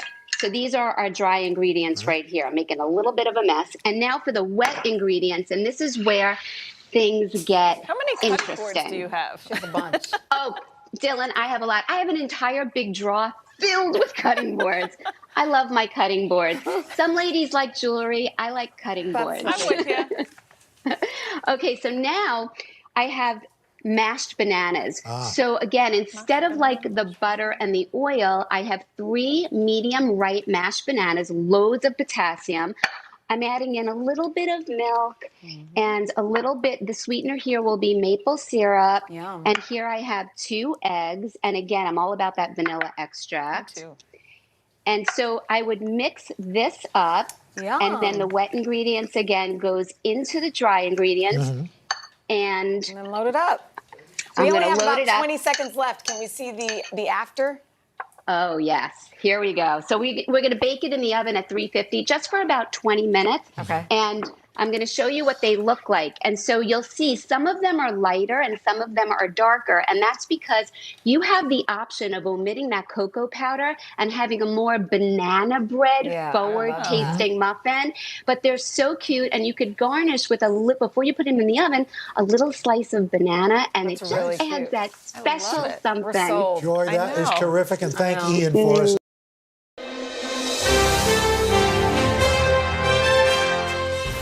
Great to see you, man. Good to see you. Thanks for being in the town. This has made a lot of music in this studio. I was gonna say, you've recorded in here. Yeah, we, it's funny with studios in Nashville and stuff. You do a couple albums in one, and then you're like, well, let me go try this one out. So you kind of pop around to different studios, and so yeah, I've spent a lot of time here in Ocean Way and got a lot of. There's been some really amazing stuff that I've gotten to do in here, and so it's good to be back here. Yeah. Down in the heart of Music Row. This is it. Yeah. You've been, as we sit here, you're getting ready to head out on tour. Yeah. How much have you missed those live audiences? Because this docuseries that we're going to talk about, it became very clear to me that about the age of 8 or 9, you needed a crowd. Everything I do in music, the reason why I moved to Nashville was to set in motion me getting on stage in front of people. When I left Georgia, that was all I knew was, playing in front of, no matter the venue, the crowd, the birthday party or whatever, it was all about me making people have fun and enjoy themselves. And when you remove that element out of my life, it took some reprogramming of the brain. But I tell you, looking back, it was a lot of amazing little things with my family, and consecutive nights, same bed, going to bed at normal hours, and it was pretty amazing. And what worries me is now my boys have gotten a little accustomed to Dad being around, and now which thankfully it's summer, and they'll come out on the road. Them kind of relearning Dad not being home as much, but what's funny about my boys, they're in cell phone mode, and I swear, the transition of blowing Mom up daily has come over to me. They are 9 in the morning. They call. They make their daily request of the festivities of the day. Is it going wake surfing, golfing, fishing? Are we gonna go build a rope swing, tree house? And they lay their daily agendas out over coffee. So you really are running a camp. It sounds like, so you may need to get out on the road. Yeah, but there's always boys around the house, and it's a big. My home was like that. When I grew up, and I even reference it in the docuseries. Our home was a hub. It was right in the heart of Leesburg. We had the pool. We had all the farmers. End of a summer day, my dad. They all huddled up around a truck bed, drinking beer at the end of the day, talking about, is it too dry? Is it hot? When we getting rain? Did we get too much rain? So it was a little melting pot for us. Good morning. Welcome to Today. Nice to have you with us. We wanted to surprise Ellie and make her wish come true. What do you think about coming to visit us? Yes. There's only one thing that people are saying. You are the Meet the Press Chuck Toddcast. Free wherever you get your podcasts. Today is now a podcast available every morning. Listen wherever you get your podcasts. It has been a long year. Yeah, where it's been anything but normal. Well, now there's hope. The COVID vaccines. I know. It's been a little confusing. Really confusing. So it's more important than ever to make a plan. Visit planyourvaccine.com to find out where and when to get your vaccine. What are you waiting for? roll up your sleeves and plan your vaccine. Plan your vaccine. Plan your vaccine. Good morning. Welcome to Today. Nice to have you with us. We wanted to surprise Ellie and make her wish come true. What do you think about coming to visit us? Yes. There's only one thing that people are saying. You are For breaking news in our changing world, download the NBC News app. Today is now a podcast available every morning. Listen wherever you get your podcasts. For breaking news in our changing world, download the NBC News app. Today is now a podcast available every morning. Listen wherever you get your podcasts. You know, it was funny. We were talking about American Idol before we started here. And that is, you're going out to LA, you're doing all that. And you've become now over these seasons an institution on the show with Katie and Lionel. But I didn't realize how, you really wrestled with the decision about whether or not to do that show because you are so busy. Well, I think and we were talking off camera a little bit, when you're selling out this and you're playing big stadiums and all that, and then you go over to start being a judge on American Idol, I was wondering, or are the fans thinking I'm kind of sailing off into another avenue, and you don't want to make one decision in your career that will make fans assume that you're not still focused on the touring, because at the nucleus and the epicenter of what I always want to be is a country music singer. Now, being a judge on American Idol has been amazing for me to learn. I mean, I've learned so many things about this aspect of TV, and it may morph into me being able to do more stuff like that with creating fun television shows down the road. You never know what's going to come up, but at the core of me, I want to be that country music singer. And so getting back out on the road and seeing live, people's faces and watching them have fun really kind of warms my heart. But then getting to sit next to, Lionel and Katie, and the beauty of our show is we really enjoy each other's company. We enjoy working together for the common goal of finding a legitimate superstar. And even when you watch Ryan Seacrest prepare for his job when the cameras aren't rolling, it inspires you to be a better whatever you're doing in any form of. So when you're around real pros doing pro stuff, it's always inspiring. Kind of like, you learning as we sit here. I'm just taking soaking notes. in all of this stuff you're putting out. The greatness that's coming across. You did have a little bit of an example, though, what you were saying, talking to Blake about The Voice, which is he took that job. He probably had some concerns, too. Yeah. But it's totally changed his life and elevated him and brought in new fans. So I have to imagine there are people who love Katy Perry or Lionel Richie who watch and go, oh, I like that guy. He's kind of funny and he's goofy. I'm going to go listen to his music, and they fall in love with you. I think that all that goes on. I mean, with Blake, Blake was one of my phone calls when I was kind of juggling whether I was going to do Idol or not. And he was like, you really need to do it. And he goes, I'm just telling you, there's things that will open up in your life that you can't understand until you get into it. And he was completely right. Even with being around Lionel and Katie, they operate in a whole different level. I mean, Lionel gets on a plane, flies to Switzerland, and plays some prince's birthday party and plays Hello and two of his love songs. I'm just sitting there listening to Lionel's stories. And when you talk about Katie, just a global pop phenomenon, I can really learn some stuff. And they learn from me, too. Sure. I mean, Lionel's like, where were you hunting last week, boy? And I'm like, and he thinks I probably wasn't. And I'm like, well, here's what I did last week. And he's like, you climbed what mountain and did what? And Katie and Orlando, they keep threatening to come and spend a little time in Nashville. I'm like, when y'all get here, I can put you in the city. I can put you in the country. You can have cell service, and you can have no cell service. You need to just let me know what you want to do. So yeah, it's we're having fun. I'm ready to get Lionel in a fishing boat. I think you need to get him down on the river down there. We're about the same age, so we grew up on Lionel Richie all night long, dancing on the ceiling, all that. It's such a part of our life. If you couldn't get a girl to dance with you to a Lionel Richie song. That's on you. Yeah, you got. Yeah, it's on you.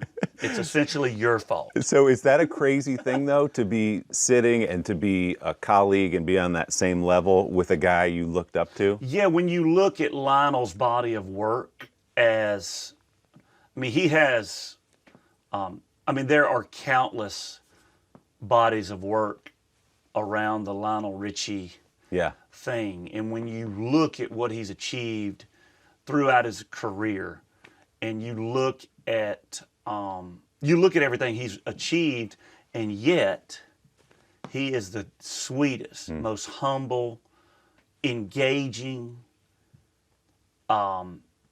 He's literally, I could call him right now and go, Lionel, man, I need some help with this. When you have Lionel, you have him. And he's spent a lifetime doing that. He has spent a lifetime loving on people like he can, and it's really inspiring to be around somebody that truly never has a bad day and always lights up the room. I've been around him for 4 years now, and it's the same. You can hear him coming down the hall. You can hear him saying hey to everybody in the hallway that works. Hey, man, how you doing? What's up, brother? Hey, good to see you. And there comes Lionel. And that's, he spent a lifetime of spreading that joy. He posted a picture, and I responded. I'm like, dude, he was in Greece. And I'm like, you look 30. He literally looked 30. He's like, got Jordans on, and, and I'm like, how are you? You thought it was a throwback and photo. And he just had a birthday, and to see just how he goes about life is awesome. Yeah, that's so cool that you get to work with one of your heroes that way and be buddies with him. And to grow up learning his songs, following his writing technique, and now we're buddies. Are you kidding me? Really? And well, that gets to the way you grew up and this docuseries, which I just watched the first 2 episodes. And I'll tell you one thing, I wasn't ready to be so moved so quickly through it. It's really well done. There's incredible footage from your earliest shows when you were a little kid. A lot of it shot by your brother. Why did you want to tell this 5-part series about where you come from? It's been an evolving thing. When we started this thing, we certainly didn't know that it was going to be called a docuseries, and we didn't know, was it going to be a movie? Was it going to be a 3-hour hit play? And so the bottom line is my videographer, Michael Monaco, who is, when we hired him, he came and he lived on our bus, and he documented me.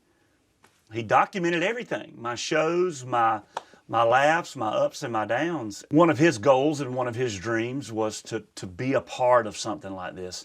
And I kept telling him, I was like, come on now, let's don't do all this. And finally, as he kept working, he kind of whittled me down to where I was like, and then he started showing stuff he was putting together. And it started to become where, with all of the ups and downs and the highs and the lows and the laughs and the tears, we started realizing that this is something that people can watch, and hopefully we want it to be an uplifting, healing situation, and it's been well documented. And even, I tell you, going back and really digging up, Monaco and my manager and my mom and my dad and my wife and in-laws and old friends that my brother had. We had people digging in trunks of closets, pulling out old VHS tapes of when I played at the train depot in Albany, Georgia, and to go back and know that my brother was filming a lot of that, and then to know that, to see all that unfold in front of your eyes, I couldn't imagine my life not having this documented like that, because it's brought up so many wonderful memories and just so many wonderful things. Was there any hesitation about talking through it all again? You've had so much success in your life, but you've also had so much tragedy in your life. Was that a difficult thing for you to sit and say, all right, let's sit and do it, but I'm going to have to tell you everything, including the tough parts? Yeah. When you start talking about the loss of siblings and even the loss of my brother-in-law, who, I don't care what nobody says, we were brothers. He was my brother. He had been in my life since I was 7, 8 years old. And the hesitancy is, gosh, you almost feel anxiety of telling aspects of your life that are so tragic. You worry about people at home just really wondering why this much tragedy and unfortunate things have happened in my life. But then I have to remember there are people out there that have gone through similar stuff that I have. I've been out on the road, or I've talked to somebody that said, you know, I lost my family, all my family, in a car wreck, and you want to know how they got through. And so me telling my story of how we get through this as a family, you pray and you feel like you're going to help some people. And at the end of the day, that's really what we're trying to do. I think we're trying to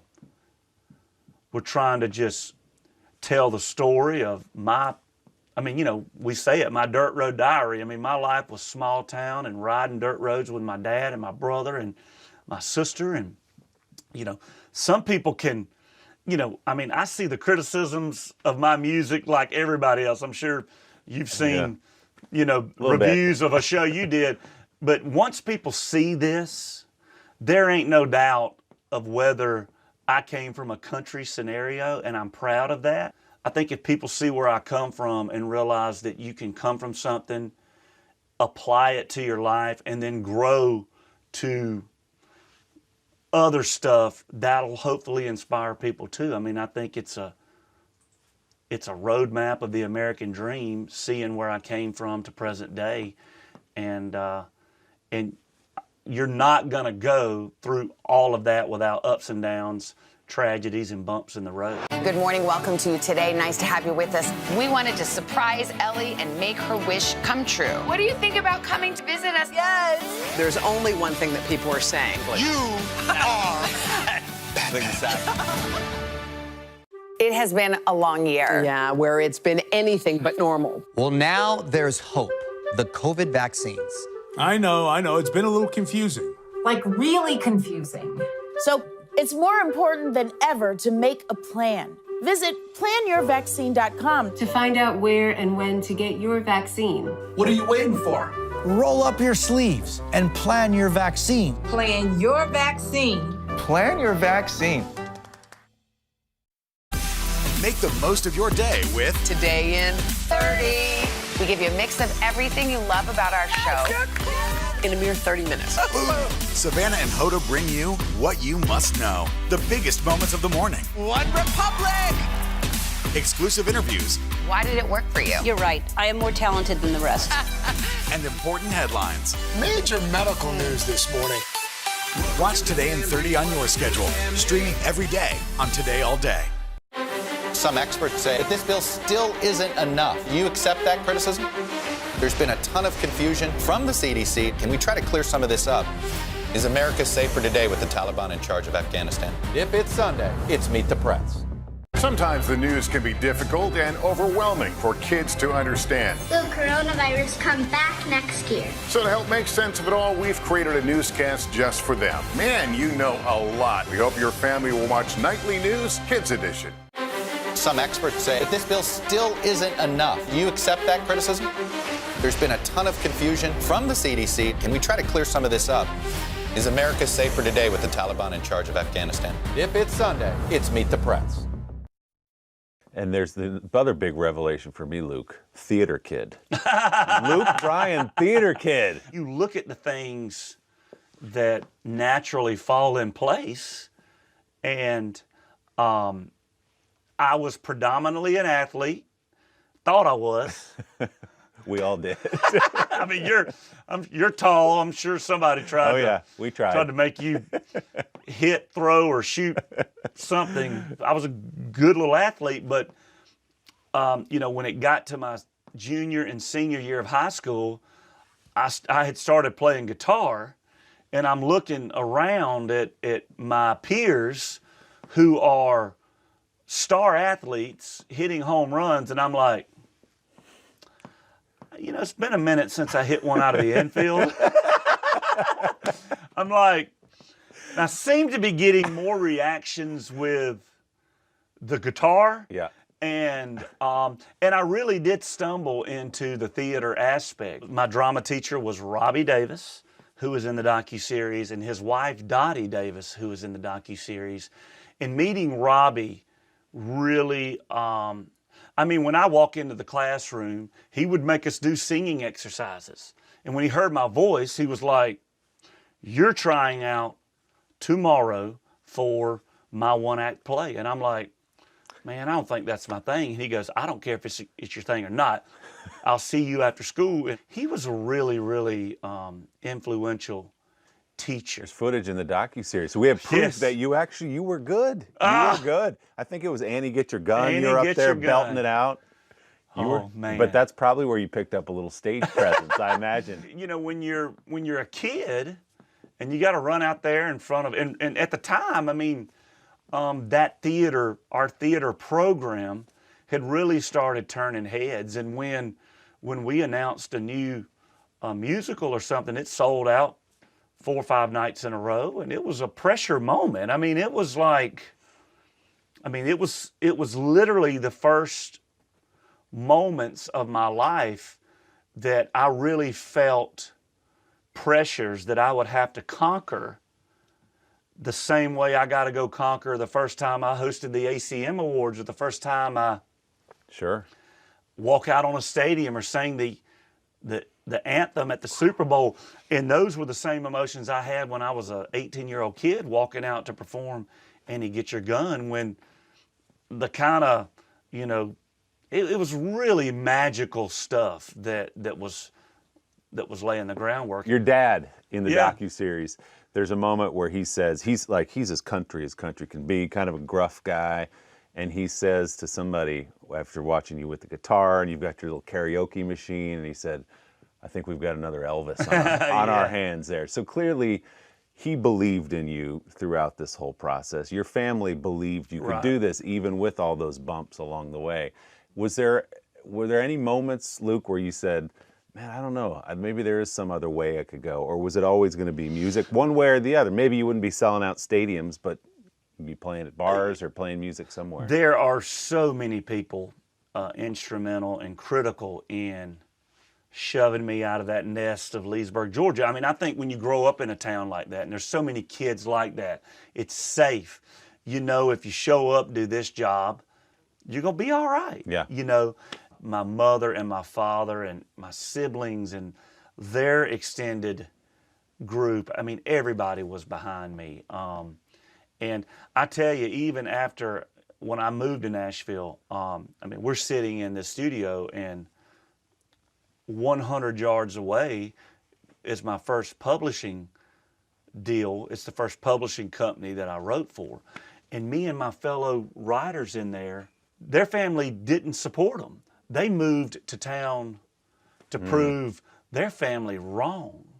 And it broke my heart when you hear stories like that, because that was not my dynamic. I had support. I had love. I still meet kids to this day. Well, my dad, you know, they think I'm crazy to move to Nashville. They think I'm they think I'm just out goofing off. Yeah. And it makes me want to hug them and go, "Well, man, you're not. You know, you're the or girl, you're not." Or, you know, it makes you want to rally behind them. But, you know, I even said in the docuseries, I mean, if I needed a new guitar, you know, Santa Claus brought it, you know. Yeah. As we were growing as a little band, if I needed a set of speakers, and, you know, my dad would come up to me and he'd give me he'd be, you know, writing the check. You better go be something one day. Go get them, you know. So we'd go get the speakers, and that was always going on. When I got to Nashville, it was never anything but go make your town, your family, and your friends proud, and go have some fun doing it. We all knew if it didn't work out, I could have went back and worked at the peanut company or sold fertilizer, and or even worked with my brother. Stay connected and stream the news you need with Xfinity X5. Our top story is unfolding right now. The fast speed you depend on and a reliable connection for all your devices, whenever and however you watch with Xfinity X5. Today is now a podcast, available every morning. Listen wherever you get your podcasts. Good morning, everybody. Welcome to Today. Future's looking bright. Are you ready? We're going to do our part to spread the word on the importance of vaccines, so crucial for reopening America. A big day around here, a very special naturalization ceremony. Many of them doctors, nurses, other essential workers. If you are a nurse, thank you. Spring has sprung, guys, and we want to fill this season with some fun and surprises. Yes, this is the face of excitement. Celebrating Earth Day. Let's change the world. Love it! For breaking news in our changing world, download the NBC News app. Make the most of your day with Today All Day. Get closer to all your friends at Today in a whole new way. Today in 30. We give you a mix of everything you love about our show in a mere 30 minutes. Shop today with Jill Martin. We're helping you shop like never before. The latest styles and biggest names. Today food. Things are heating up in the Today All Day kitchen. Cooking essentials and recipe inspiration. Get ready. Are you ready? Oh, I'm so ready. Only on Today All Day. The Meet the Press Chuck Toddcast. Free wherever you get your podcasts. So when we talk about coming to Nashville, for people who don't know, literally the night before you're about to come here and chase your dream, you lose Chris. Right. And you put that dream on hold for longer than I remember. I mean, you were back in Leesburg for 4 or 5 years, I think. When Chris passed away, it was, it was just devastating. And it was devastating because no one was more fired up about me going to Nashville than him. Yeah. I mean, there's nothing would have kept him off that tour bus to come work for me when stuff started happening. And in 96, fall of 96, when he passed away, I had just turned 20 years old, and I had decided, we had an apartment, me and Michael Carter, my guitar player, who is still my guitar player, and he's in the docuseries. We had an apartment. We had plans. We had and he passes away, and he actually moved. Michael moved up here, and a couple months later, he's just like, "Look, it's just I can't do it without it was about me and you." And actually, we went back to college. He went to Georgia Southern. I went to Georgia Southern, and that's where I met Caroline, and that's where I formed, got an even bigger following going. Losing Chris really put my Nashville dreams on hold for 5 years. But looking back, I wonder, would I have been this naive 20-year-old kid from the South, moves to Nashville, overwhelmed, first time away from home, would I have given up? Would I have been dejected? Would stuff not have gone like I wanted to? And so when I came here when I was 25, I had a lot more living. I was a little more savvy. And I was even much more focused. I mean, there's no telling what trouble I would have gotten in when I was 20. So it really set my life and my path on a different trajectory. And yeah, and you were back with your dad at the peanut mill. And I learned that peanut season might not be, music may be a little more fun than peanut season. Do you have moments, Luke, where you walk out onto a stage and there are 40, 50,000 people in some football stadium? Do you ever go, you think about Leesburg? Every time. You think about being in a tent in Statesboro playing for 10 people? Do you think about that? Every time. I mean, I think what I've tried to do in my career is really relish, enjoy, appreciate every moment. And I think you've got to really live in the moment while it's happening. And you've got to understand, too, that things will change and potentially that moment may not always be like that. And do I want to be the old bitter guy that's mad because it wasn't like it was? No, I want to be the happy guy every day because I achieved it. I figured it out, and I had the time of my life doing it. And I had the time of my life doing it with a bunch of wonderful people around me, and that's the cool thing, you know. It's yeah. I mean, I don't step on a stage. I mean, some of my songs, I mean, when I go, you got your hands up, and you look out there, and everybody's got their hands up, and nobody at that moment is worrying about anything. They're not worried about their taxes. They're not worried about their job. They're in the moment with me, and that's just spiritual, and it always is, every time. It's like your adorable school principal says right at the beginning, he's never forgotten Leesburg. Well, it's with him all the way. I know, and I'm getting back, I go back there more than ever these days, so I'm loving getting back too. Got this tan right here on the Flint River. Is that Flint River tan? Flint River tan. You get a little Tulane in the boat with you. Hey, I like that plug. Well, I could talk to you for hours about it. The series is amazing. Good to see you, brother. Thank you.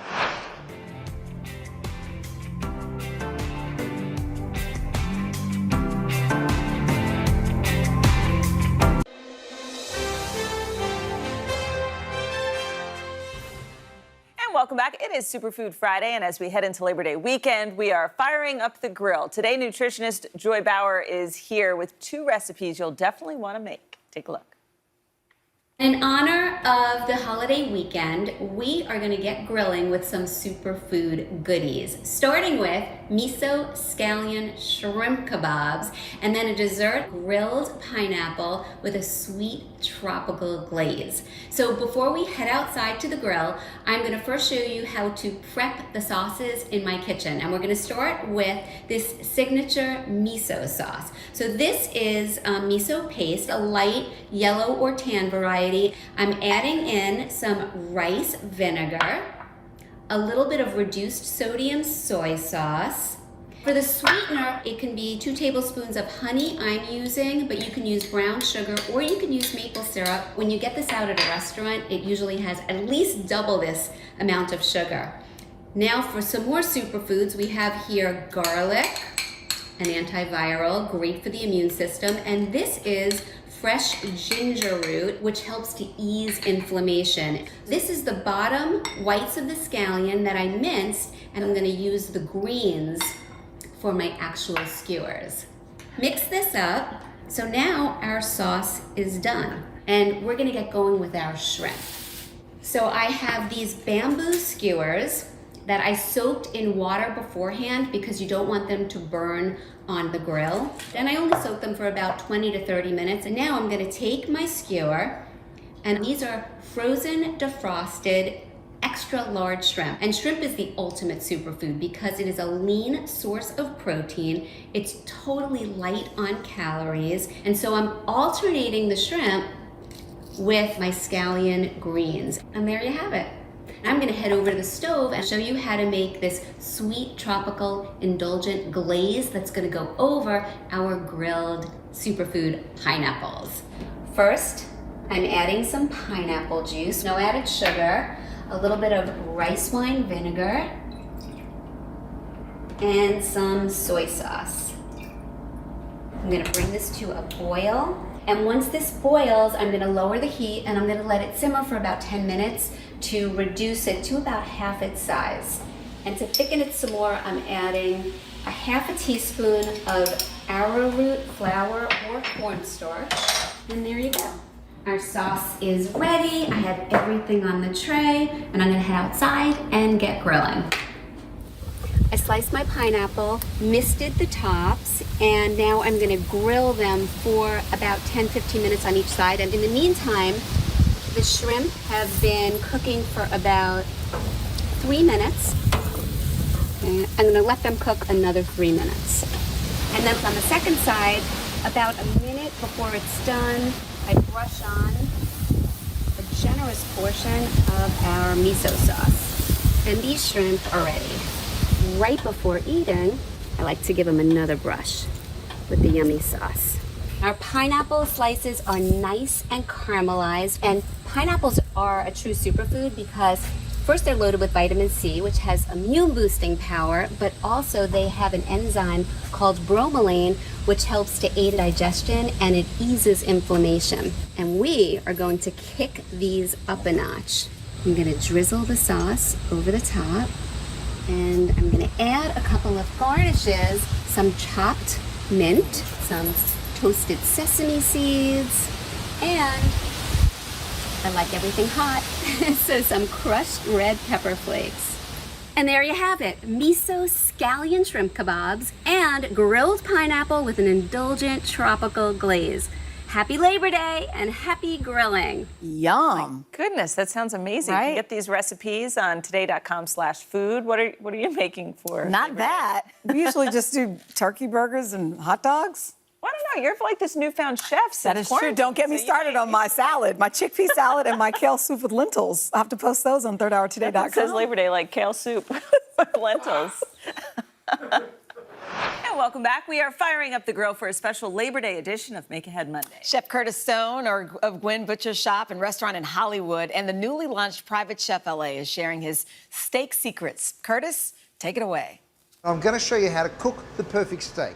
First things first, take your meat out of the refrigerator and make sure you temper it. Now what that means is let it just come up to room temperature. So about 30 minutes, 45 minutes is perfect. Next, get yourself some paper towel and just dry it off. All right, turn it over and do the same there.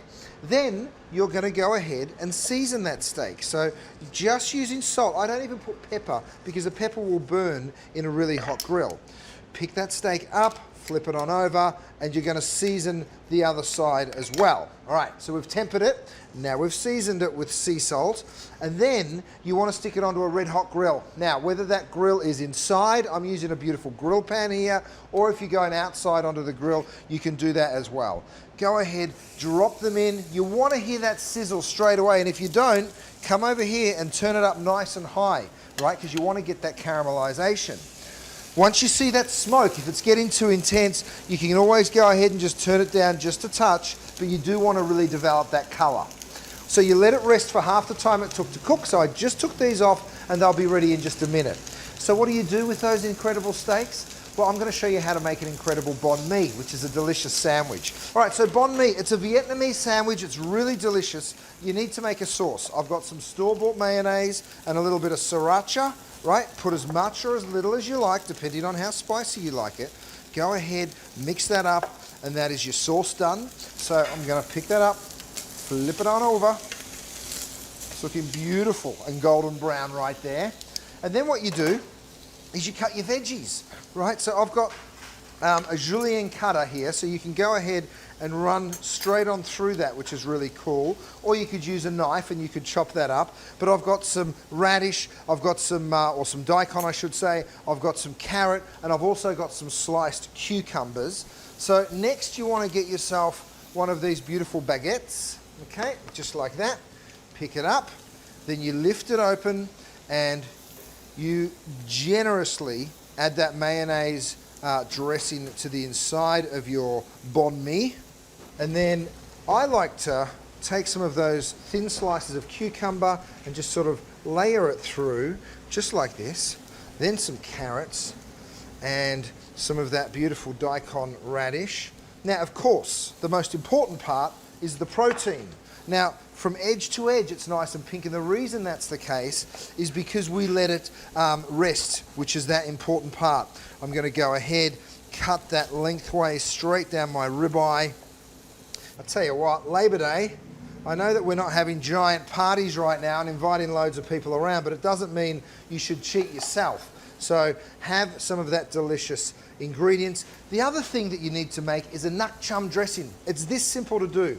A little bit of soy, you put a little bit of sugar, a little bit of ginger, and you can just sort of, a little bit of lime juice, you can kind of just squeeze those ingredients in together like that, give it a little whisk, and that gives you that beautiful flavor, that beautiful Vietnamese flavor that you'll be looking for. Just drizzle that over the vegetables, and you've got a beautiful banh mi done in minutes. I have so many thoughts going through my head right now. Number one, I'm so mad I just bought hot dogs for today. Yeah, it seems so. And number two, can you imagine if we try to recreate this? I feel like, okay, I'm going to use my carrot. Okay, let's peel the carrot. Like, he makes it look so easy. I know, and it's always so good. And we're always leaning as if we're going to get closer to it. I know. Chef Curtis, thank you so much. You can find these recipes on today.com/food. You guys do it and let us know how it goes.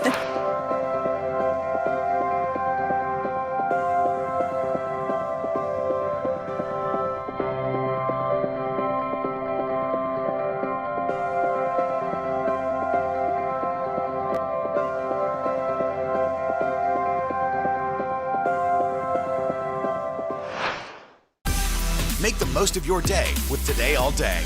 Get closer to all your friends at Today in a whole new way. Today in 30. We give you a mix of everything you love about our show in a mere 30 minutes. Shop today with Joe Martin. We're helping you shop like never before. The latest styles and biggest names. Today Food. Things are heating up in the Today All Day kitchen. Cooking essentials and recipe inspiration. Get ready. Are you ready? Oh, I'm so ready. Only on Today All Day. Some experts say that this bill still isn't enough. Do you accept that criticism? There's been a ton of confusion from the CDC. Can we try to clear some of this up? Is America safer today with the Taliban in charge of Afghanistan? If it's Sunday, it's Meet the Press.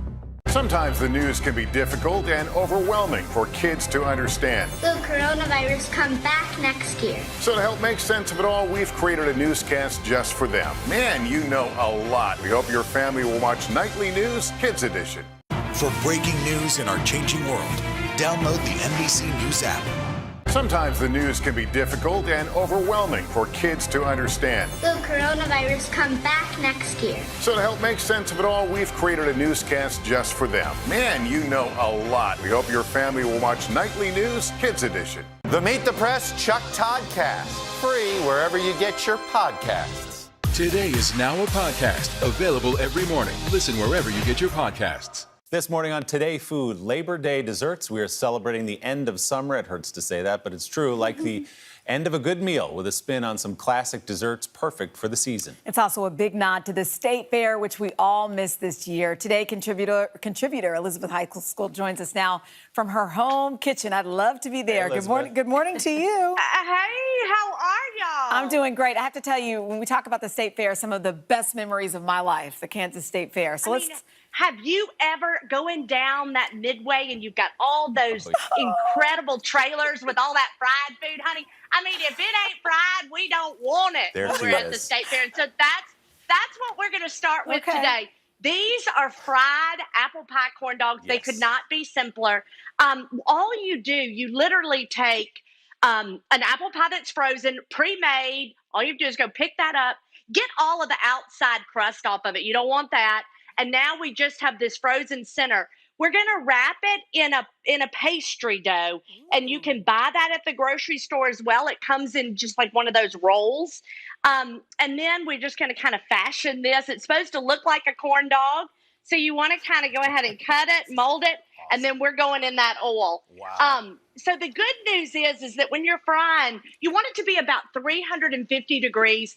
Take a little piece of dough to test it. Put it in. If it starts to bubble and sizzle, you know it's true. It's right where it needs to be. Wow. All right, so here's one that I did a little bit earlier. So now we've got the filling in there. It's been fried. We're going to take one of these skewers, which I've hidden from myself. Okay. There we go. We're going to stick that in the bottom of this. A little bit of powdered sugar. Ooh, you could do some caramel sauce on top of this. Ooh. Absolutely unbelievable. And then look. So I'm going to cut this just so you can see. Oh, come on. Hello. Elizabeth. Have you ever in your life, I mean, that is the easiest thing in the world. Now, we could not have a fair without a blueberry pie. I mean, the pie contest is so iconic. This one has balsamic that I've already added in here, a little bit of cornstarch, and we've beaten up a few of these blueberries with the back of this wooden spoon. Now we're going to add our cinnamon. We're adding some sugar, just a little. We have vanilla. We also have some honey, which is going to be incredible. So we've got that sort of acidic balsamic. We've got that nice honey, a little bit of salt, and then I'm adding a little bit of black pepper. Really? Oh. And you won't, Yes, it will be that thing that you kind of go, wait, what is that? Like, what is that?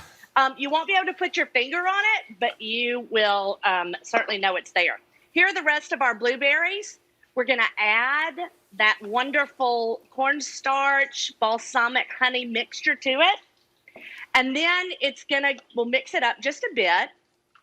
And then this is going to go right into our dough. Now, the recipe, which you'll see at todayshowfood.com, for that pastry dough is super simple. We used a food processor. Okay. So you put all of your ingredients in it, whiz it around.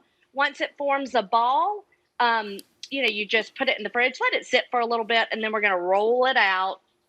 Look at there. I mean, Can y'all see that? Wow. Look at those blueberries. Wow. I mean, and this is the season. This is the end of the fruit season. We're going to be working into fall apples and all of that pretty soon. So let's go ahead and, really get into it with our berries. Oh, my goodness. Because they won't be here long. Elizabeth, what does your house smell like right now? Oh, honey, it smells like 4 dogs. No, I'm kidding. It smells... You want the honest answer? No, it smells absolutely incredible. I'm telling you, there's nothing like this. And, I think people are taking time now to do some baking. So seriously, try, something like this. I was really sad. I've always wanted to enter a pie at the state fair, and this was going to be my year. I was going to enter this, and so I know. So I just decided to have the contest by myself. There you go. And Thank guess you for what? sharing. Guess what? Yes. I won. You won. I judged it. I won. Congratulations. Blue ribbon. Yes, I know. Isn't that fantastic? You're at the dollar store. Here That's for me. I think you took first It's and a second with those two. That's amazing. Elizabeth, and honorable mention. It's always a pleasure. Thank you, Elizabeth. Hotty toddy. Y'all take care. Woo! There we go, Willie. There we go. There you go. Hotty toddy, To get baby. these recipes, go to today.com/food. Make the most of your day with Today in 30. We give you a mix of everything you love about our show in a mere 30 minutes. Savannah and Hoda bring you what you must know. The biggest moments of the morning. One Republic! Exclusive interviews. Why did it work for you? You're right. I am more talented than the rest. And important headlines. Major medical news this morning. Watch Today in 30 on your schedule. Streaming every day on Today All Day.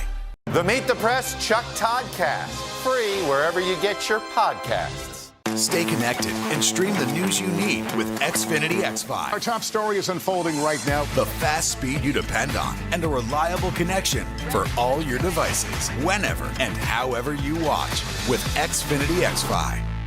Good morning. Welcome to Today. Nice to have you with us. We wanted to surprise Ellie and make her wish come true. What do you think about coming to visit us? Yes. There's only one thing that people are saying. You are.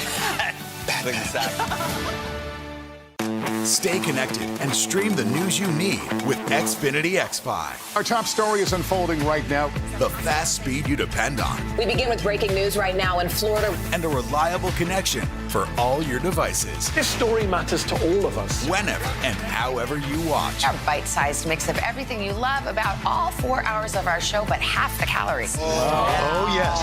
With Xfinity X5.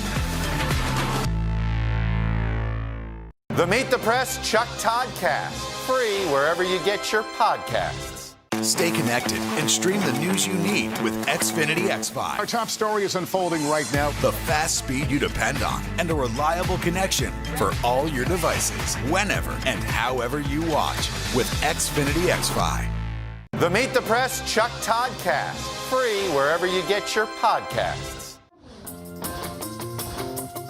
This morning on Today Food, what to do with all that summer produce. Local fruits and vegetables are at their peak right now. If you have some laying around, fear not. We've got some delicious ideas for you. Greg Backstrom is the chef and owner of Olmsted. It's a fine dining restaurant in Brooklyn. Greg and his team, including his dad, built and designed the space, which includes a backyard garden. And Greg's here to show us 2 of his most popular dishes on the menu at Olmsted. Absolutely. First of all, I know Dad's watching in Chicago right now. Yeah, for sure. He's on the couch watching it. How involved was he in the opening? Well, when I finally was able to open up a restaurant, I didn't really have a ton of money to actually. I got the keys to the space, but didn't have any money to really fix it up. So I convinced my dad to come drive out from Chicago and I grew up in an old farmhouse. So we took a lot of the old barn wood the barn actually collapsed not that long ago from a tornado, and we took it all and we used it to kind of frame out the restaurant and build everything. And we just opened up another restaurant across the street from the first one, from Homestead, called Maisonaki. It's French. And he did the same thing. He brought wood from Chicago. That's and a cool he story. built everything. Thank goodness your dad's handy, right? Yeah, definitely. All right, what are we going to make today? What are we starting with here? So at the restaurant, we try to really keep it flavors that everyone knows, but present it in a unusual way. So heirloom tomatoes right now are super in season, and so we really simply just cut them like almost into like a steak, right? So it's just like a big piece. Everyone right now is serving heirloom tomato salad. Yeah. So we take it. We have our heirloom tomato, we season it with salt and pepper, and we just very simply mix eggs and flour. And we're going to make an heirloom tomato schnitzel? Schnitzel, yeah. So the idea being that it's a hot heirloom tomato dish. Instead of just always a cold salad. Okay. So we coat it in this batter right here. It's very simple that it's just eggs and flour, and then we dredge this tomato in the flour, dunk it into the batter, right? All right. And then like that is what's going to make the flour and the egg is what's going to make it golden brown. What kind of oil there? So that's olive oil. All right. Whatever tomatoes that you can get, like the bigger the better, right? What actually makes it an heirloom tomato? It's sort of before it's been adulterated and turned into like a tomato that's meant for shipping and picked before it's ripened. It's like at its peak.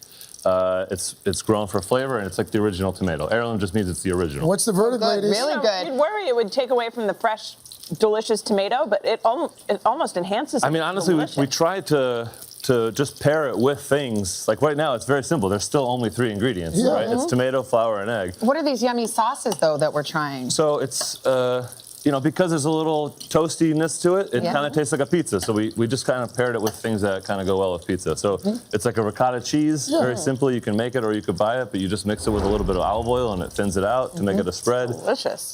Roasted peppers with some preserved lemon. What a That's great simple. idea. And then the basil, just mix it with some anchovies to kick it up a little bit. That's a cool take on a fried green tomato. So so how long on each side? I don't want 2 minutes on each side, and then we kind of finish it with a little bit more some nice oil, some chives, and then voila. That's it. Tasty. Like you could just put whatever you want, how much if you want on it. That's how we preserve it. We present it like that, where there's just a couple of sides to the dish, and put whatever you want on it. All right, let's start on this. We're going to start on this peach dish. I'm going to dig into the tomato schnitzel while you do that. What are we making here? So again, super simple. I was in the Boy Scouts. We made a lot of peach cobbler. So it's just some peaches with some salt, sugar, some rum, some elderberry flower syrup to kind of make it a little bit sweeter, honey, and lemon juice. Then we take some zest of an orange. By the way, it's a solid tomato, Greg. Thanks. I mean, I didn't grow the tomato. I bought that one at the farmer's market, but so yes, very simple. We just take this. We put a used vanilla bean. You don't have to use any herbs that you have grown in the garden. We have a garden out back of our restaurant. You wrap it up, toast it, and they become nice roasted peaches over here. It's a full stick of butter, huh? There's a lot of butter in there. Attaboy. Man after my own heart. Absolutely amazing. It's so good. So, however, there is flax seeds in it, which makes it healthier to some extent. There's not a lot of flax we'll go with seeds. that, Greg. Okay, so it's just equal parts brown sugar, butter, and flour, flaxseed, salt, and cinnamon. What does the flaxseed do? Strawberry? It adds like a toastiness to it. Okay. We're going to food process it? You food process it. Whether the butter's cold, whether the butter's not cold, it doesn't really matter. The trick here is that you just take what you have, and you take like a wire rack that you have in your house, and you just push it through, and you have a nice mix, right? Oh, wow. So now it's done. You can't make it wrong. There's no way to do it wrong. Like a little crumble, basically. Yeah, so you just bake it at, just like a cookie, 12 minutes, 350, that's it. Next step. So those peaches that are now cooled, you can very easily just you could peel the skin off, and you just cut it. That's that. You take the juices from the pan, you pour it over it, so it's really nice and juicy. And it's just, we make peach ice cream at the restaurant, we make a jam at the restaurant. So peach Melvin is always raspberry, peaches, and vanilla ice cream. Correct. Wow. Fantastic. And it seems as if the crowd's pleased. I'm in love. This is delicious. Delicious. Thank you so much, Greg. Congrats on everything. Today.com, by the way, /food. Today.com. So you want to say hello to Dad? And Mom. My mom would be really mad at me. How good Mom and Dad? Some experts say that this bill still isn't enough. You accept that criticism? There's been a ton of confusion from the CDC. Can we try to clear some of this up? Is America safer today with the Taliban in charge of Afghanistan? If it's Sunday, it's Meet the Press. Stay connected and stream the news you need with Xfinity X5. Our top story is unfolding right now. The fast speed you depend on. We begin with breaking news right now in Florida. And a reliable connection for all your devices. This story matters to all of us. Whenever and however you watch. Our bite-sized mix of everything you love about all 4 hours of our show, but half the calories. Oh, yes. With Xfinity X5. It has been a long year. Yeah, where it's been anything but normal. Well, now there's hope. The COVID vaccines. I know. It's been a little confusing. Like, really confusing. So it's more important than ever to make a plan. Visit planyourvaccine.com to find out where and when to get your vaccine. What are you waiting for? Roll up your sleeves and plan your vaccine. Plan your vaccine. Plan your vaccine. Good morning. Welcome to Today. Nice to have you with us. We wanted to surprise Ellie and make her wish come true. What do you think about coming to visit us? Yes. There's only one thing that people are saying. You are Exactly. Okay, we are back with Today Food and our good friend, Wolf's mother, Valerie Bertinelli, who always delivers great recipes, and they're chock full of flavor, but we just like having Val on. Yeah, we do. She always makes us smile. Valerie Bertinelli is, well, she's also there to help when things aren't going as planned in the kitchen. Take a look at her experience with Hoda on an upcoming episode of Valerie's Home Cooking. Okay, so now we're going to take our lemon. Okay, cut it in half. And then you just juice that right in.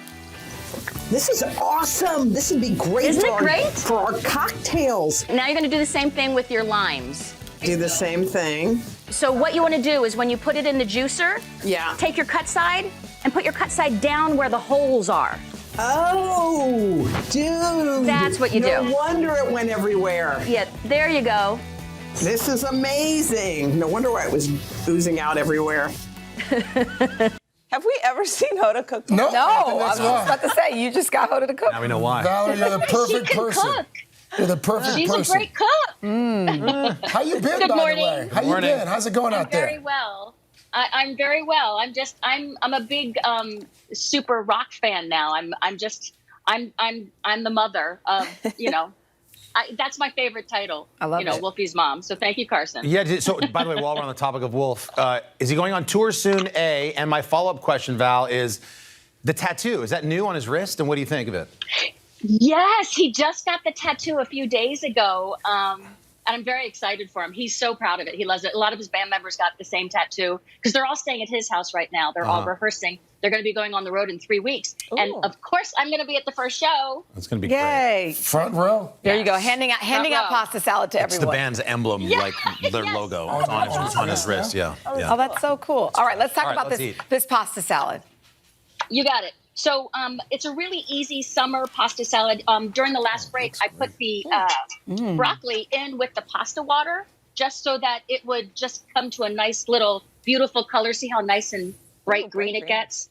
Yeah, so now we're going to take this out and put it into a big bowl over here. Oh.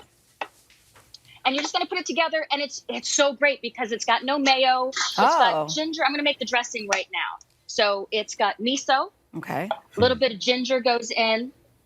And then we've got some soy sauce and some lime juice and a little rice wine vinegar over here, some canola oil, and for a nice, bright, strong taste, a little bit of sesame oil, and then some sesame seeds. That's going to help break up the miso and the ginger. And then you just give that a quick, big shaky shake, like you're making a cocktail.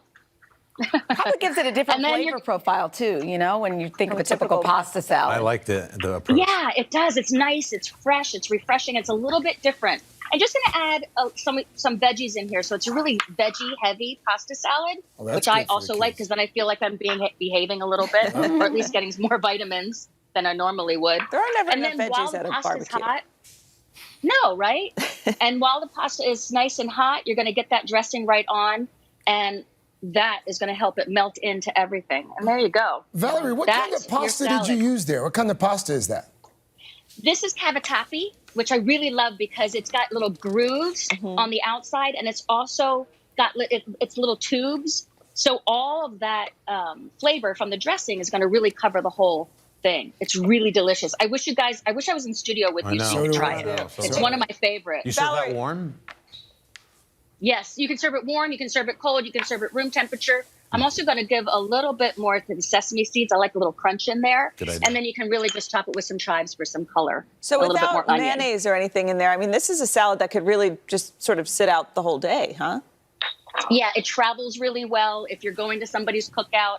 It's just a nice little break from all the ribs and the burgers and the hot dogs that, I don't know about you guys, but we loaded up on that over the weekend. Tell me Chili and all that stuff. Yeah. Same as Before you leave us this morning, I know you have something else to share. You're coming out with a book. Can you tell us about it?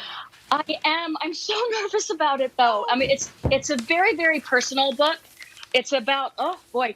It all started on your show almost 2 years ago.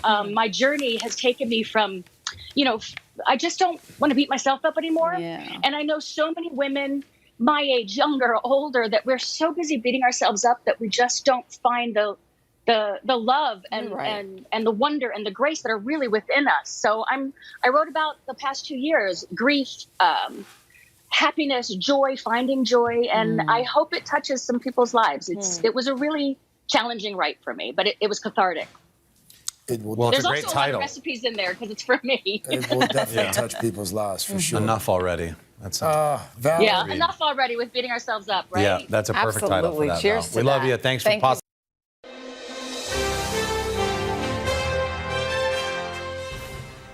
This season has been a blockbuster for the folks at Saturday Night Live, starting with their take on the election and the Florida recount.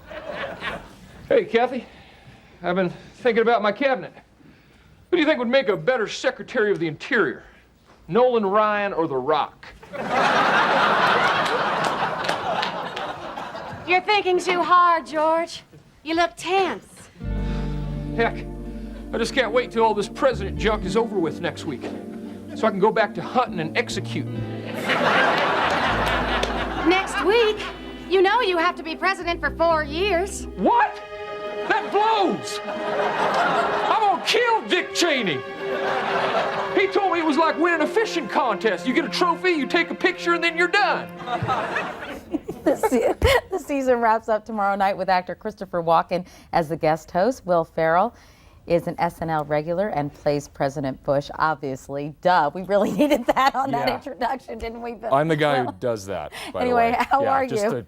Just to clear all the confusion. You know, I've seen that clip, Will, I think 6 times, and I still get think a chuckle. Don't you? I mean, yeah, I mean, we had some good luck this year. Yeah, I mean, I was going to say that the season pretty much wrote itself. Yeah. You had so much good material happening with the election and then the aftermath of the election. So it was very fortuitous, wasn't it? It was pretty amazing. It was at times, shooting fish in a barrel. But no, I mean, if you would have told me at the beginning of the year that I'd be sitting on the Today Show right before our last show, I'm playing the president, all that stuff, I would have said, I don't know. Well, it's really raised your profile in a pretty incredible way. It has. In fact, Ricky Martin's not doing the second song. I am. just to make sure we all know that. Yeah. Have you picked out what song you're going to sing? I'm still thinking of it. Yeah, good. But when you walk around, Will, people stop you on the street and talk to you, and that didn't happen to you so much before, sort of pre-BB, before Bush. Yeah. Well, being on Saturday Night Live and being in late night television, it's a little like dog years. It takes like 7 years to equal 1 year of recognition in a way. So every year I've been in the show, the recognition's been a little bit more, but this year was like just a complete jump. And I even had I was in Los Angeles in Koreatown at a completely Korean restaurant, with Korean friends, and the Korean waitress came up and was like, George Bush. Yeah, and I mean that, it's far-reaching when You've when that penetrated happens. all demographics, haven't pretty you? much, so. You were invited to go to the White House. Yeah. And you declined. Yeah. How come? I was working on my golf game.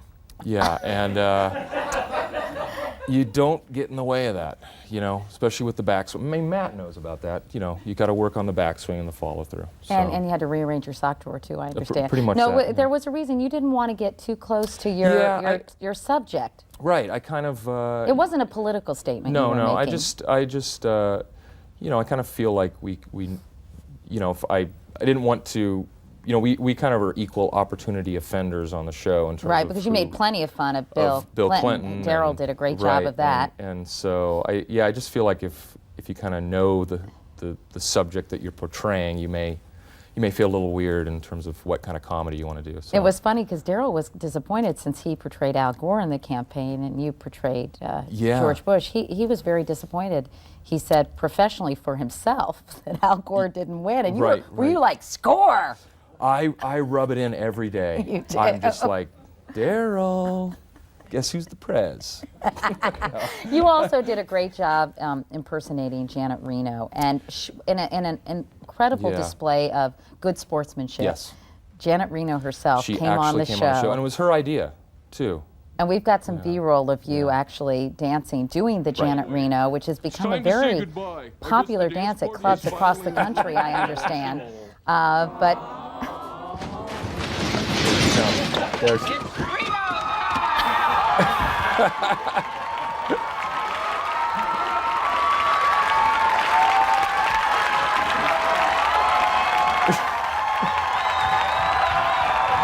were you surprised when she said she was willing to do this? Completely. And she was such a good sport, and as you can tell by that ovation, she was like a rock star. She really was, because I mean, you mocked her mercilessly during the season. Now, by transitive theory, since I look like your dress, Janet Reno, and I play President Bush, Bush could actually dress as Janet Reno if he wanted to. Now that would be something to see. What do you do when you get sad? I just dance. Now hit it!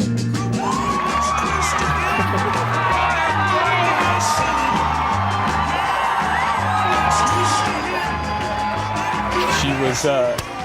Did you enjoy meeting her? Oh, it was amazing. It was one of the highlights of my time on the show, and she was. I had all my family there, and she talked to all of us, and we had this great discussion on the value of comedy in terms of making fun of our political system, and how she thought that was just so important to be able to kind of poke fun at our leaders, and she's a hero. Yeah. Now another hero in your life is your mom. You all did a Mother's Day special, and your mom took part. Let's take a quick look. Okay.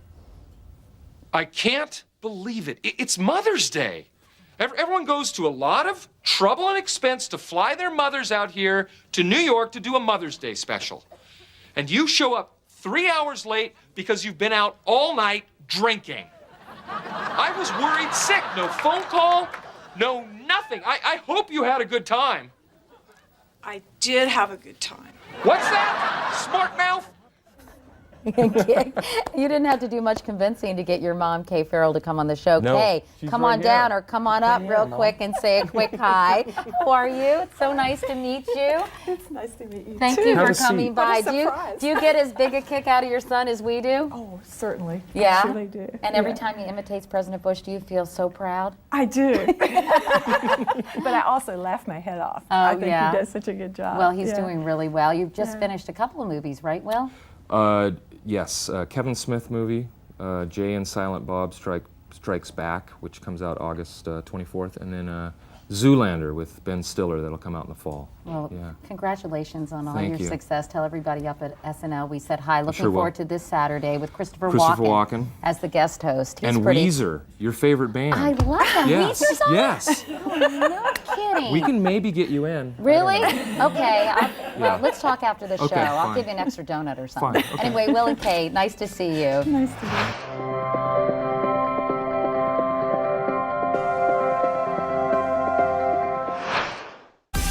Make the most of your day with Today All Day. Get closer to all your friends at Today in a whole new way. Today in 30. We give you a mix of everything you love about our show in a mere 30 minutes. That's just Shop today with Jill Martin. We're helping you shop like never before. The latest styles and biggest names. Today Food. Things are heating up in the Today All Day kitchen. Cooking essentials and recipe inspiration. Get ready. Are you ready? Oh, I'm so ready. Only on Today All Day.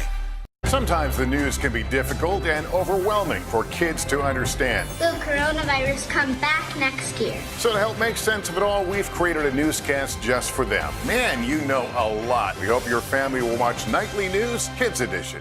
For breaking news in our changing world, download the NBC News app. Sometimes the news can be difficult and overwhelming for kids to understand. Will coronavirus come back next year? So to help make sense of it all, we've created a newscast just for them. Man, you know a lot. We hope your family will watch Nightly News Kids Edition. For breaking news in our changing world, download the NBC News app. Make the most of your day with Today in 30. We give you a mix of everything you love about our show in a mere 30 minutes. Watch Today in 30 on your schedule, streaming every day on Today All Day. The Meet the Press Chuck Toddcast, free wherever you get your podcasts. The start of the 1970s was the heyday of the Scotch swilling and cigarette smoking anchorman. As the decade progressed, women began to make their way onto the airwaves, much to the anger of their old school colleagues. The upcoming film Anchorman brings this battle of the sexes to the big screen and shows the conflict in all its raw emotion. Here's a scene in which San Diego's Ron Burgundy clashes with colleague Veronica Corningstone over a videotape machine in the newsroom. Mr. Burgundy, I'm a professional, and I would like to be able to do my job. Well, big deal. I am very professional. Mr. Burgundy, you are acting like a baby. I'm not a baby. I'm a man. I am an anchor man. You are not a man. You are a big fat joke. I'm a man who discovered the wheel and built the Eiffel Tower out of metal and brawn. That's what kind of man I am. You're just a woman with a small brain. With a brain a third the size of us. It's science. And making his big screen debut, Ron Burgundy was lucky enough to be cast to play himself. He joins us this morning. Ron, good morning. Hello, Katie. You know, good morning to you. Thank you very much. You know, all Veronica Corningstone wanted to do was use the videotape machine in the newsroom. Do you think you were overreacting? Was I overreacting? Is that the question? Yes, that is the question. Look, you've been in a newsroom before. Things get heated. Audiences fell in love with Will Ferrell in such hits as Anchorman and Old School, and Nick Offerman continues to win accolades, God only knows why, for his role as Ron Swanson on NBC's Parks and Recreation. So together, there is no doubt these two will make comedy magic. They are starring in this funny new movie. It is called Casa de mi Padre. It's in Spanish. Just take a look. Do you speak American? No, señor. No habla americano. Yo pienso que sí. Puedes ayudarme. Hago una llamada y 10 helicópteros vienen sobre ese cerro y hacen de tu rancho un pedo encendido. And they are here. They're here. They're in body. What's going on with it's the robes? So relaxing here. I don't know what it is. It is. It's the whole place is like a spa. Good morning. Welcome to Today. Nice to have you with us. We wanted to surprise Ellie and make her wish come true. What do you think about coming to visit us? Yes. There's only one thing that people are saying. You are. Stay connected and stream the news you need with Xfinity X5. Our top story is unfolding right now. The fast speed you depend on and a reliable connection for all your devices, whenever and however you watch with Xfinity X5. Good morning, everybody. Welcome to Today. Future's looking bright. Are you ready? We're going to do our part to spread the word on the importance of vaccines, so crucial for reopening America. A big day around here. A very special naturalization ceremony. Many of them doctors, nurses, other essential workers. If you are a nurse, thank you. Spring has sprung, guys, and we want to fill this season with some fun and surprises. Yes, this is the face of excitement. Celebrating Earth Day. Let's change the world. Love it! Stay connected and stream the news you need with Xfinity X5. Our top story is unfolding right now. The fast speed you depend on. We begin with breaking news right now in Florida. And a reliable connection for all your devices. This story matters to all of us. Whenever and however you watch. Our bite-sized mix of everything you love about all 4 hours of our show, but half the calories. Oh, yes. With Xfinity X5. Make the most of your day with Today in 30. We give you a mix of everything you love about our show in a mere 30 minutes. Watch Today in 30 on your schedule, streaming every day on Today All Day. Good morning. Welcome to Today. Nice to have you with us. We wanted to surprise Ellie and make her wish come true. What do you think about coming to visit us? Yes. There's only one thing that people are saying. You are. Sherlock Holmes. Not exactly like no one's ever done it before. Well, we decided the most beloved characters in English literature. I'm not familiar with any other versions. Really? This was new territory for me. I was like, let's do something fresh. Yeah. And I knew the kids are going to love. Yeah. Right? And here we are. Yeah. Yeah, we decided that the most famous characters in English literature needed an American revamp by Will and I, but we still kept it English. We still kept it English. Yeah, I mean, I think it was just I think it was time for our turn at Holmes and Watson. Look, the truth is, these movies, the stories are so perennial and favorite. What am I trying to say? This is our first interview together, Harry. I don't have my sound bites together yet. Give me a second. It's all about Brexit. It's all about Brexit. Yeah, it's an allegory. Because of Brexit, we thought, let's do Holmes and Watson. Because it's the pulling apart. Yes. And the coming back together again. Yeah, right. of course. Yeah, what I was going to say was Sherlock Holmes is such a beloved series of stories because, I mean, look at like CSI, all these kind of detective shows or behind the scenes or forensic analysis shows. That's all Sherlock Holmes. And people, there's something about when you present, like it's almost like when you lose your glasses or something, which I'm sure you do once a day, at least, Harry, right? Yeah. You go, you are not satisfied until you find those glasses. And that's right. And Will's got them. You want to see something really cool? Yes, please. Whoa. That's amazing. Right? Middle-aged cool guy. All right. When I walk into a restaurant, people are like, right this way, Mr. Farrell. Yeah. Yeah. You don't have to pull your phone out and No, light you up the don't. whole place. They don't even have to turn the lights on at the restaurant. You can find your way there. If there's ever a blackout, power outage, I'm ready to go. The apocalypse. Even though these are really hard to turn on and off. Yeah. They hurt your fingers. Wow. Speaking of glasses. I'm going to stop trying to make actual points about the movie and just go with the convo, I think. Several points. I thought being so true to the text was very important, the Conan Doyle text, because there's cocaine use, morphine use, all of which were legal when those things were real. This stuff is very ripe for comedy because the Victorian era had all kinds of weird hang-ups and misconstrued ideas about science and health and spiritualism. Yeah. They believed you could feel someone's skull and tell like what their personality was. Like, it's crazy. So yeah, we took license with all of that. Yeah. The English accents, I thought, I'm sure you probably went to England and found the very best. The best of the best. Accent teacher. Yes. Yes.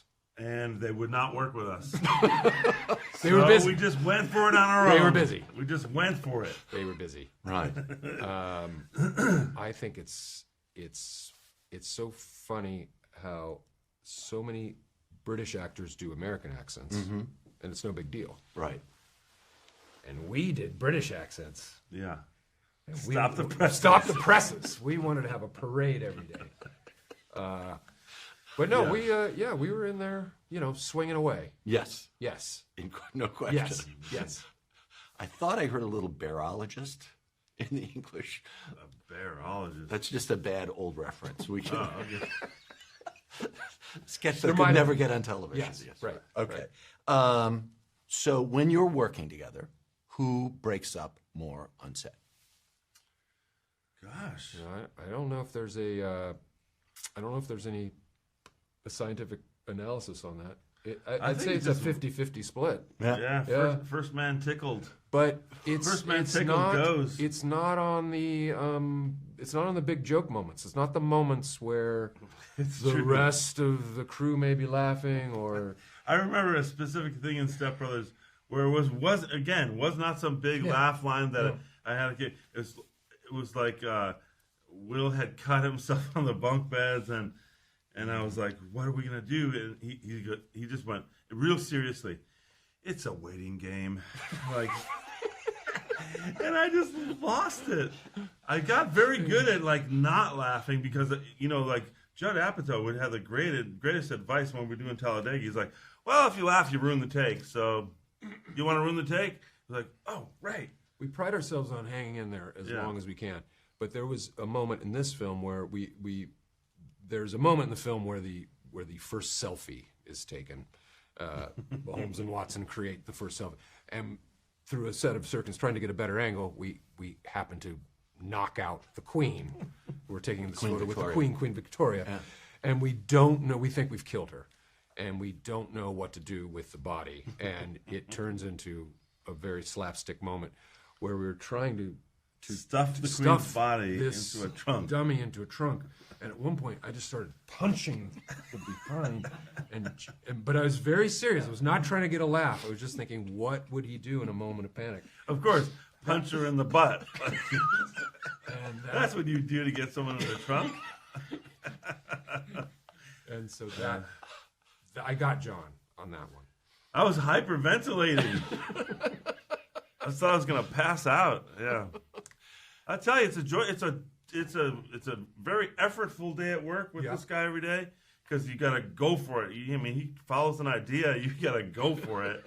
But it's so much joy, man. What a great, joyful day at work these movies are to make. I have to say. Absolutely. So, do you at all feel guilty about the thousands and thousands and thousands of men who every time Step Brothers. Erectile is this not that part? Not that part. Not that part.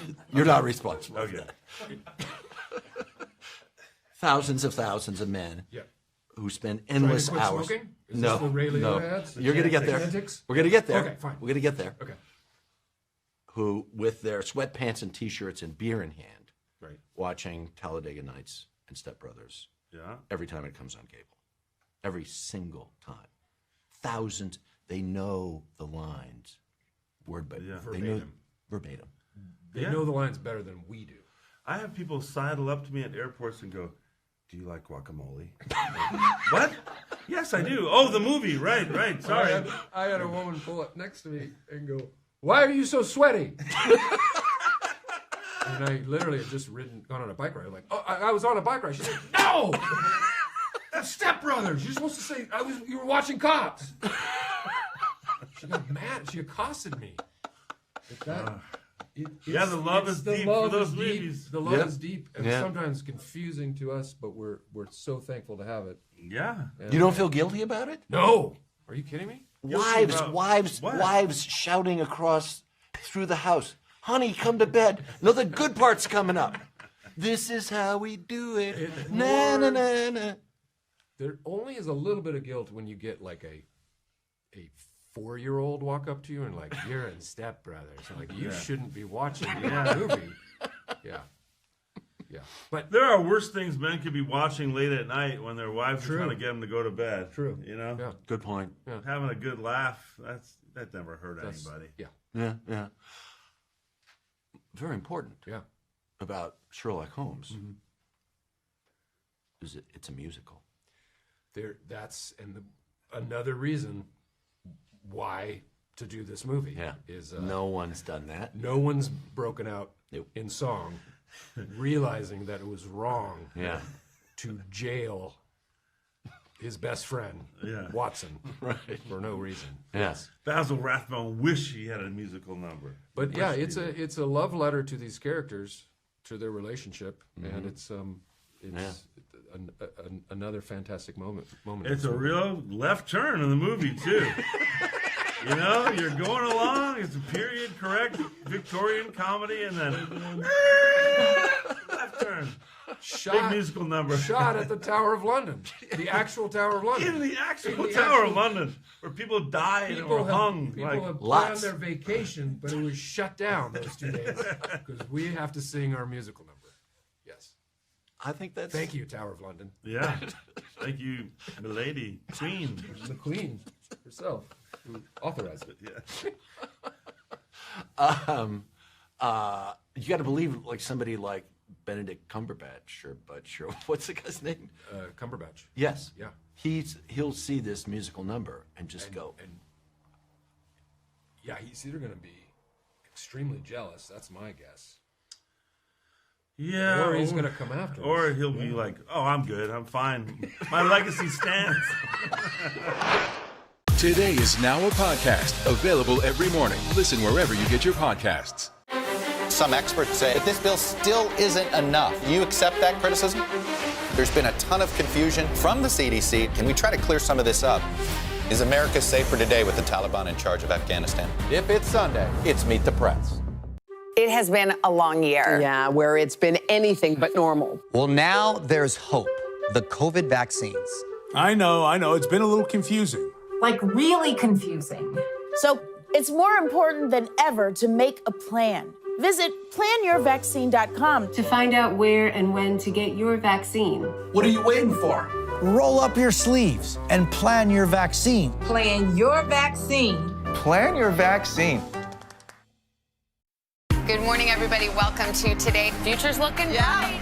Are you ready? We're going to do our part to spread the word on the importance of vaccines, so crucial for reopening America. A big day around here. A very special naturalization ceremony. Many of them doctors, nurses, other essential workers. If you are a nurse, thank you.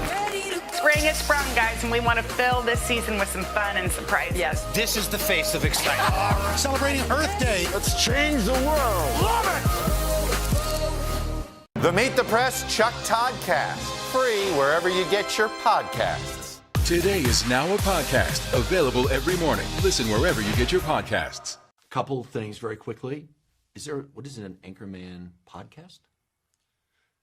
Next year. Next year. Really? Recording them right now. Holy cow. Yeah. Ron Burgundy is the host? Ron Burgundy. Holy cow. Wow. I got to get on that show. Yeah. Wow. He's hosting his own podcast. He doesn't really know what a podcast is. He talks about that a lot. He's fearful of it. He thinks at first he thought it was just played on the radio. He's always... Well, aliens come from pods. So yeah. It could be that. Pretty close, yeah. And speaking of aliens in outer space, I thought you and Guardian in the Galaxy was... For me, it's one of those... It's another one of those movies you watch a million times. Yeah. Yeah, no, Guardians of the Galaxy was great. I shot that in London, actually. I shot it in London. No, the reason I mentioned it, because I've just been out here talking about so many different movies, then that's kind of a call back at this point. But I'm glad you enjoyed it. Thank you so much. So did a billion other people. Yeah. Yeah. That movie made a whole bunch of cash. We're good. We're really good. This is really great. Just cut that part out. Believe me. Yeah. I've been in so many movies at this point. You can just name a random movie. I'm probably in it. Yeah? Yeah. So have you forgotten what movies you were in? Has anyone ever come up to you and say, you were so great in so-and-so, and you said... No, I remember because those are important moments in your life. Whether the movie is your favorite movie or not, you still have like various things that happen on those movies, like you meet a new friend or... I had a day at one of my kids' baseball games where I was watching the game and a guy comes by with his son and is like, "Hey, can we take a photo?" And I said, "You know what? I'm watching my kid's game, and that's kind of my contract with my children, that when I'm doing stuff with them, I don't do any of that stuff. I'm sure you understand." Kind of walks away, Hour later, he comes by with his kid, and he's like, "Yeah, nice to meet you, Will. Ooh. Really liked you in Kindergarten Cop, but wouldn't take a photo with me, so I guess we won't watch that again." You weren't in Kindergarten. Like I was not in it, so burn on you. So I got thrown Kindergarten Cop. So I'm not in that. You weren't in that? I would have liked to have seen you in that. Now I'm sounding like my mom. My mom. Why don't you do that? Yeah, she's like, I saw that movie Big with that Tom Hanks. Why didn't you do that? Like, let's see, Mom. They didn't ask. Tom Hanks. Why didn't they ask? I don't know. What does Tom Hanks have over you? These are the kind of conversations. Should you sit down with Tom Hanks? I'm going to talk to that Tom Hanks. Why does he keep doing everything? What's the name of the studio that made that movie? I'll call them. Please don't, Mom. Please don't. No, I'm going to call them. Guess what? I called them. They're not calling me back. You call them. She's so funny. My family had nothing to do with show business. Nobody in my family had anything. But my mom quickly adopted kind of like a very aggressive show business, like ideas about things. I'd call her and I'd be like, Mom, I'm in whatever. I'm in Guardians of the Galaxy. It just came out today. She's like, that's great. What else are you doing? You got to give me more. What's next? Like, I don't know. Give me more. Yeah, it's a big movie. Like, I'm just excited to tell you. I don't have another job right now. Oh, you better get going. Like, okay. Good to see you. Good to talk to you. Yeah. You have to do this all day. Thank you so much. Really, pleasure. Really. Great to see you again. Really. Thanks. I hope people like this Christmas present that we're giving them. Well, that's it. Now, yeah. Is this a Christmas movie? Oh, sure. Merry Old England and all. Right. Yeah. On Tiny Christmas Tim. Day, beautiful package of Holmes and Watson underneath the movie-going Christmas tree. Don't use that. God, we're really blowing it. Yeah, you have the glasses. Yeah, I got the glasses. The interview's going to be 5 minutes long, and it's going to be mostly the glasses.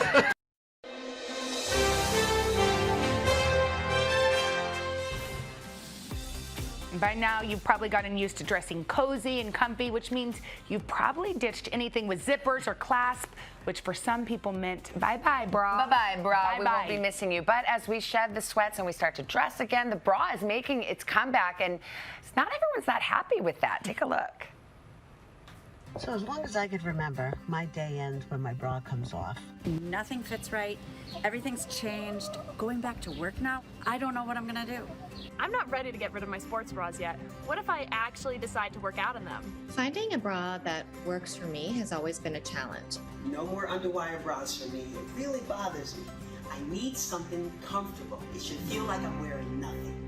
Yeah. Okay, so Kim May Caldwell is an undergarment educator. We didn't know that existed, but she's chosen the comfiest bras from around the world, and you can shop with us using the QR code on the screen. Kim May, tell us all about where we should start. I think one place is maybe without the underwire, right? Yeah. Listen, ladies, I'm so glad to talk about this. I've been a bra fitter for 16 years. This is my jam. I love doing this.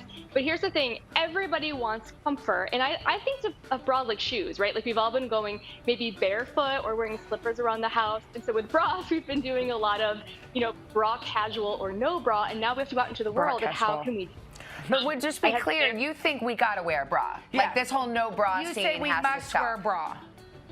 Absolutely not. I'm not going to tell somebody what to put on over their body in a very sacred part right over their heart. I make sure you have the information to make a loving and informed decision about what to wear if you want to wear a bra. It's got to be comfortable if you're... Okay, well, educate us. Okay, that's your job. Let's start with this one. You say molds right to your body. Talk to us about these non-underwire. This very first one that we have is from Chantel. This is the soft stretch. Their soft stretch collection is so yummy. I have it here in the poppy. I think you have it in the brown there. Yeah. And do me a little stretch of this one. Nice. It is so stretchy and it feels on. It really feels like you're wearing air. One of the coolest things about this bra, though, is that the inside of it has just a little bit of padding, just a little bit of protection, if you will, for a little bit of shape.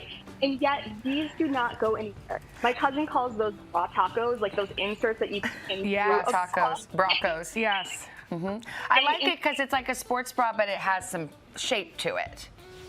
Way more lightweight too. Like this is something that actually people who have a lot of medical issues will wear because it feels like you're wearing nothing. It's amazing. Okay, this one also seems very similar.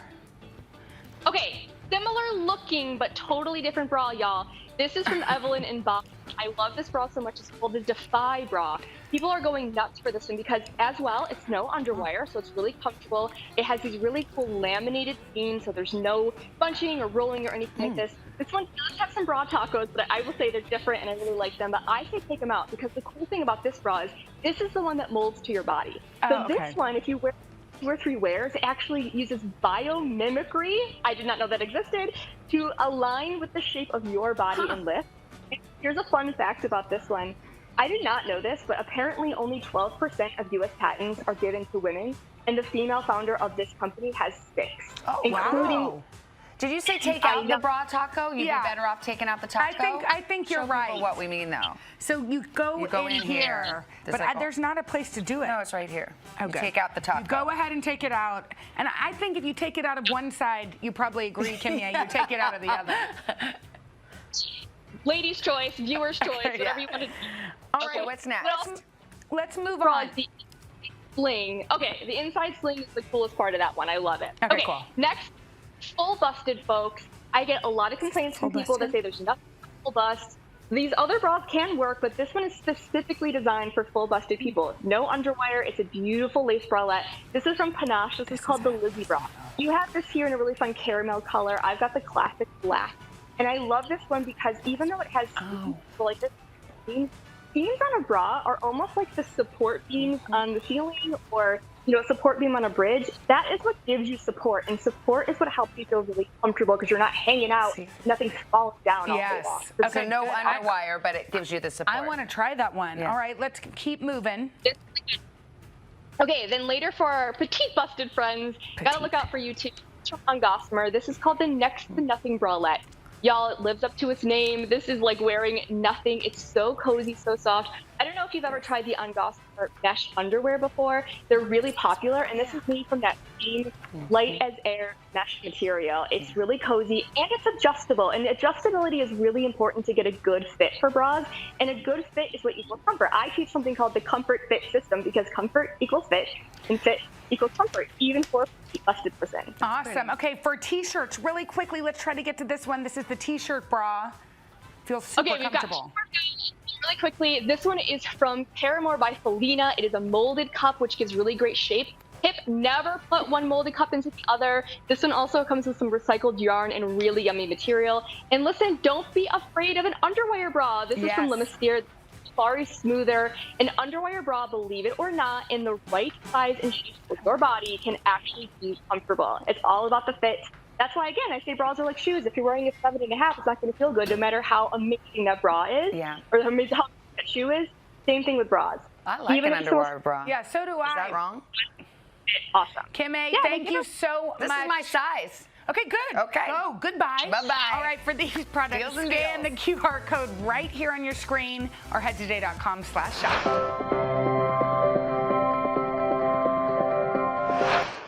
Today is now a podcast available every morning. Listen wherever you get your podcasts.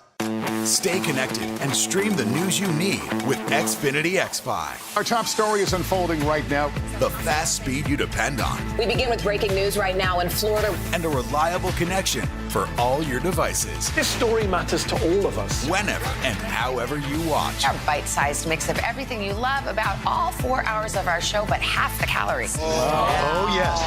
With Xfinity X5. Make the most of your day with Today All Day. Get closer to all your friends at Today in a whole new way. Today in 30. We give you a mix of everything you love about our show in a mere 30 minutes. Yes, Shop today with Jill Martin. We're helping you shop like never before. The latest styles and biggest names. Today Food. Things are heating up in the Today All Day kitchen. Cooking essentials and recipe inspiration. Get ready. Are you ready? Oh, I'm so ready. Only on Today All Day. Some experts say that this bill still isn't enough. You accept that criticism? There's been a ton of confusion from the CDC. Can we try to clear some of this up? Is America safer today with the Taliban in charge of Afghanistan? If it's Sunday, it's Meet the Press. Today is now a podcast, available every morning. Listen wherever you get your podcasts. The Meet the Press Chuck Toddcast, free wherever you get your podcasts. Okay, so here are the latest numbers on the Twitter poll. Should you or should you not wear underwear with Spanx? Okay. No. Answer, you're winning. 52.2%. I just want to let everybody know, thank you for voting for me. I would like to thank Sarah Blakely, who created the Spank, and all of you who... Oh, is that Sarah? Is it Sarah Blakely? No, it's not. Yes, it is! Okay, Sarah, okay, I just Sarah. was thanking you in my Sarah. acceptance speech. Wait. Sarah, you have to really help us, okay? Because there's rarely a day I don't have my Spanx on. In fact, I just ordered from Dillard's the Spanx white jeans because I love those. However, because it's the only place that had a large. I literally went all over the internet yesterday. Everybody sold out of large white By the way, I have them in jeans. black and they're fantastic. No, and they're frayed at the bottom. Okay. But back to this. Should people wear underwear under the Spanx? Don't say anything, Jenna. Sarah, I think too Okay. early. Please. I am here to say to solve the great panty debate. And I have never been a lifeline on whether you should wear underwear or not before, so this is exciting. But I will say that when I created Spanx 20 years ago, I designed them, and I'm glad you guys are talking about this because the nation's divided. But, drum roll, I designed them so you don't wear underwear under them. Call Savannah, call my mother, thank you. But Sarah, wait, there's more. But. Okay. Listen, you're both right. No. Because Wait, let her look, finish. half the women wear underwear under it, and so that's fine too.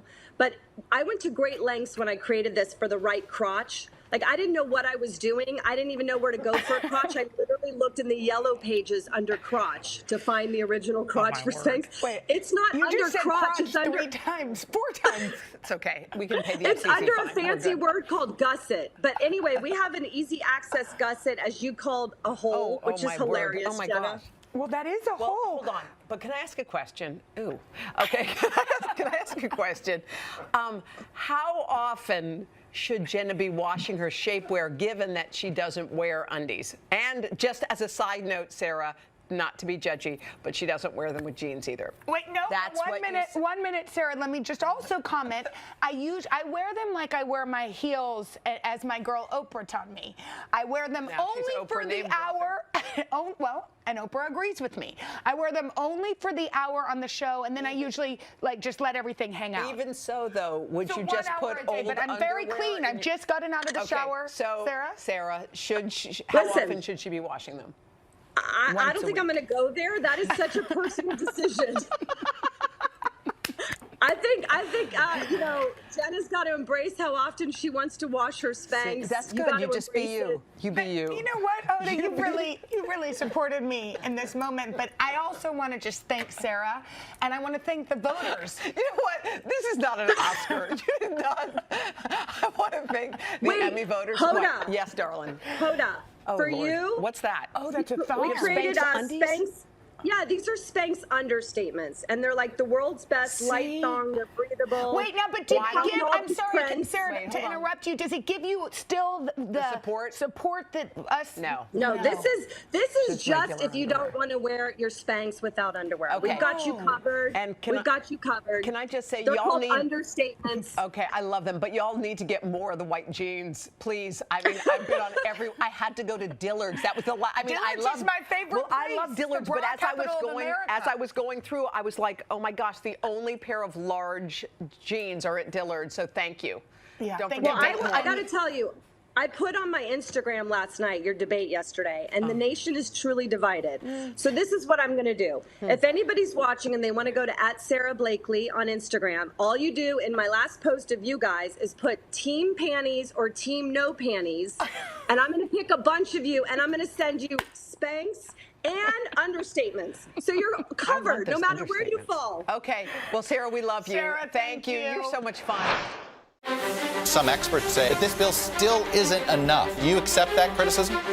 There's been a ton of confusion from the CDC. Can we try to clear some of this up? Is America safer today with the Taliban in charge of Afghanistan? If it's Sunday, it's Meet the Press. It has been a long year. Yeah, where it's been anything but normal. Well, now there's hope. The COVID vaccines. I know. It's been a little confusing. Like really confusing.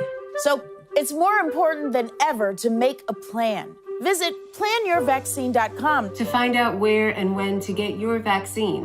What are you waiting for? Roll up your sleeves and plan your vaccine. Plan your vaccine. Plan your vaccine. Make the most of your day with Today in 30. We give you a mix of everything you love about our show in a mere 30 minutes. Watch Today in 30 on your schedule, streaming every day on Today All Day.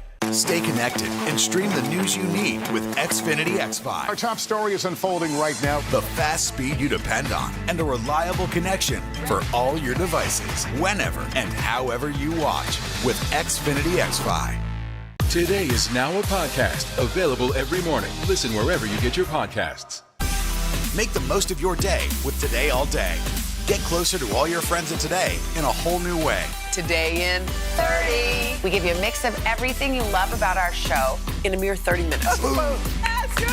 Shop today with Jill Martin. We're helping you shop like never before. The latest styles and biggest names. Today food. Things are heating up in the Today All Day kitchen. Cooking essentials and recipe inspiration. Get ready. Are you ready? Oh, I'm so ready. Only on Today All Day. For breaking news in our changing world, download the NBC News app. The Meet the Press Chuck Toddcast, free wherever you get your podcasts. The name on everyone's hips is our tagline, but we were actually the word on everyone's lips, and people were talking about us. You must still marvel when you both walk in here and say, I can't believe we did this all, right? Every day. Yes, I think we do. Gail Epstein and Lita Orzak have led their intimate apparel company for more than 4 decades. Their colorful wares continue to be a hit amongst women. Even Jennifer Aniston has shared that she's a customer. This little crotchless thong is a bestseller. Crotchless is our most searched for word on our website. Oh, really? Their business is rooted in friendship that dates back to New York City in 1964. Well, we met during our college years. Gail had moved from St. Louis, and I was a New Yorker. And we were introduced through somebody who was Gail's friend in St. Louis growing up, who became my best friend at college. As they got older, each went off to chart her own path. Gal as a sweater designer, Lita as a researcher in social psychology. But a moment of inspiration came when Lita turned 30. How did the friendship develop into a business partnership? The beginning was a gift, a birthday gift that I gave to my BFF. Gail had taken embroidered handkerchiefs and fashioned them into handmade lingerie. This isn't the actual one. She wore it out. Yeah, but this is what it looked like. It was a little bra, a little bikini set, cute as can be, and so original. And I don't know, we started talking about, I love this, other women would love it. Was that the aha? It was the first thing that really initiated the thought that we could take something bigger. And in 1977, Hanky Panky was born. Once you get a name for something, it kind of drives the whole thing. So that really is the perfect name. They hit the ground running. Gail sewed while Lita called department stores to begin booking orders.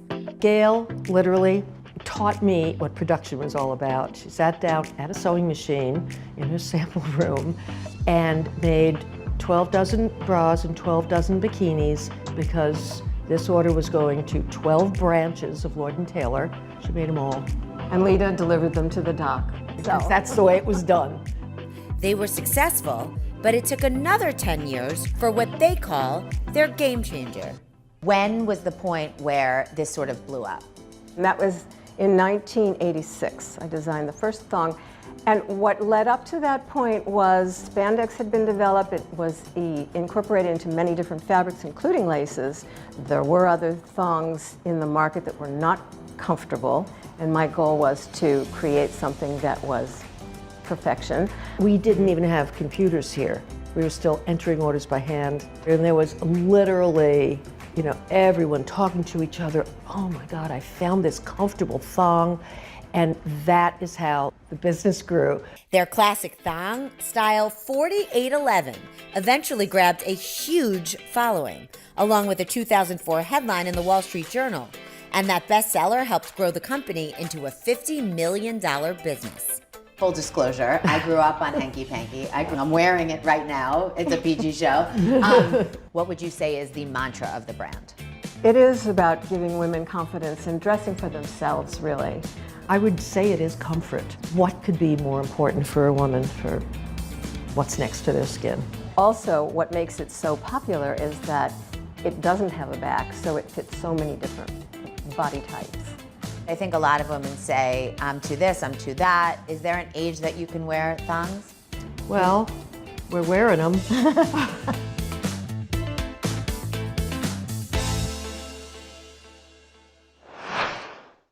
Stay connected and stream the news you need with Xfinity X5. Our top story is unfolding right now. The fast speed you depend on. We begin with breaking news right now in Florida. And a reliable connection for all your devices. This story matters to all of us. Whenever and however you watch. A bite-sized mix of everything you love about all 4 hours of our show, but half the calories. Oh yes. With Xfinity X5. It has been a long year. Yeah, where it's been anything but normal. Well, now there's hope. The COVID vaccines. I know. It's been a little confusing. Like really confusing. So it's more important than ever to make a plan. Visit planyourvaccine.com to find out where and when to get your vaccine. What are you waiting for? Roll up your sleeves and plan your vaccine. Plan your vaccine. Plan your vaccine. Today is now a podcast available every morning. Listen wherever you get your podcasts. For breaking news in our changing world, download the NBC News app. Sometimes the news can be difficult and overwhelming for kids to understand. Will coronavirus come back next year? So to help make sense of it all, we've created a newscast just for them. Man, you know a lot. We hope your family will watch Nightly News Kids Edition. The Meet the Press Chuck Toddcast, free wherever you get your podcasts. Guess what's back in fashion? Well, I think you're going to say granny panty. And I like it. Oh my gosh, remember Bridget Jones? Yes. I love a granny panty. Yes. So much. I want to put on my granny panty and get in my minivan and drive off to heaven. And you know what? Just give up. Right? Just throw in the towel of cool. I'm putting on my granny panties and let's go. Granny panties are so comfortable, and I will admit this. Okay, so it turns out the higher-waisted, fuller coverage underwear have gained popularity over the last few years. Well, the thong, which had its own song, his own theme song. Thong. How do I not know that? Yeah, you didn't know the thong song? No, but the producers told me that thongs were out, and I was like, okay, but are panty lines in? Yes, they are, because Kim Kardashian just wore a pair in her newest KK. Wait, but y'all, she didn't have anything else on. What's on? I don't even see the underwear. First of all, she can wear anything. I mean, look at her. She's glowing. This is her KKW beauty campaign. She's like a glowing statuette. Rihanna showed off a sexy granny panty. Yeah, that's not a granny panty. You gotta look like a granny. This is my favorite. Amy Schumer, who I'm obsessed with, recently rocked her hospital underwear 5 weeks after. I saw that and I was like, yes, she now knows the secret that moms know if you give birth in a hospital. Yes. And you actually told me when you had Mila and then I was about to have Vale, my first baby, and you were like, you find those mesh hospital granny panties, you steal them. Take as many as you can. I know. I wonder if your dad wouldn't like that. No, my dad would not approve at all. But I think you're supposed to take them home. They help you heal. Listen, I love a granny panty. Me too. And I will admit this. Sometimes I steal my mom's big granny panties to sleep in. I don't even know where to. So Sorry. We have something special in our studio. Something we have never had before. Yeah, and maybe we'll never have again because it's the world's most expensive pair of men's underwear. $1,000, everybody. $1,000. This is a limited edition pair from Brand Nice Laundry. Okay, so what do they feel like? They're supposed to be cashmere. They feel nice, 100% cashmere. 24 karat gold thread embroidery. Where's that? I don't see it. Oh, it's on the other side? The other one. On the booty? Oh, there it is. That tiny little thing? See that? That's it. That's gold. Yeah, wow. It's also something called a stretch gusset. Yeah. For movement and breathability. Okay. I think it's weird. Every pair has been hand sewn. And it's dry clean only. Oh, forget it. Can you imagine dry cleaning your underwear? I don't know. All I have to say is my parents must be so proud of the work that I'm doing in this moment. Wow. All right. They're well, soft. if you want, if you're willing to spring $1,000 Can there. you imagine, though, if Joel wore $1,000 underwear? I love guys who don't care. Yeah. I love guys who don't care. It's like the same white tee, the same jeans, the same shoes, like the same unders. The same unders. If you have an idea, even if it's not perfect, just try it out. Just go out there and show it to the world. For Asia Varezza, the success of her luxury pajama brand, Sleeper, is what dreams are made of. This is the one that I'm wearing right now. Asia and her co-founder, Kate Zubarieva, are the duo behind pajamas ready to wear for both day and night. I'm looking behind you, and I want to put everything on, not only to crawl back into bed, but to go out at night. Yeah, so we're trying to create something that's comfortable wearing at home, but also bring in this whole home with you when you're going out, so like lounging on the streets.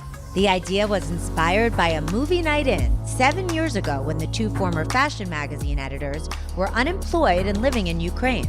The beautiful story is how this began. We didn't know what to do, like what's the next step.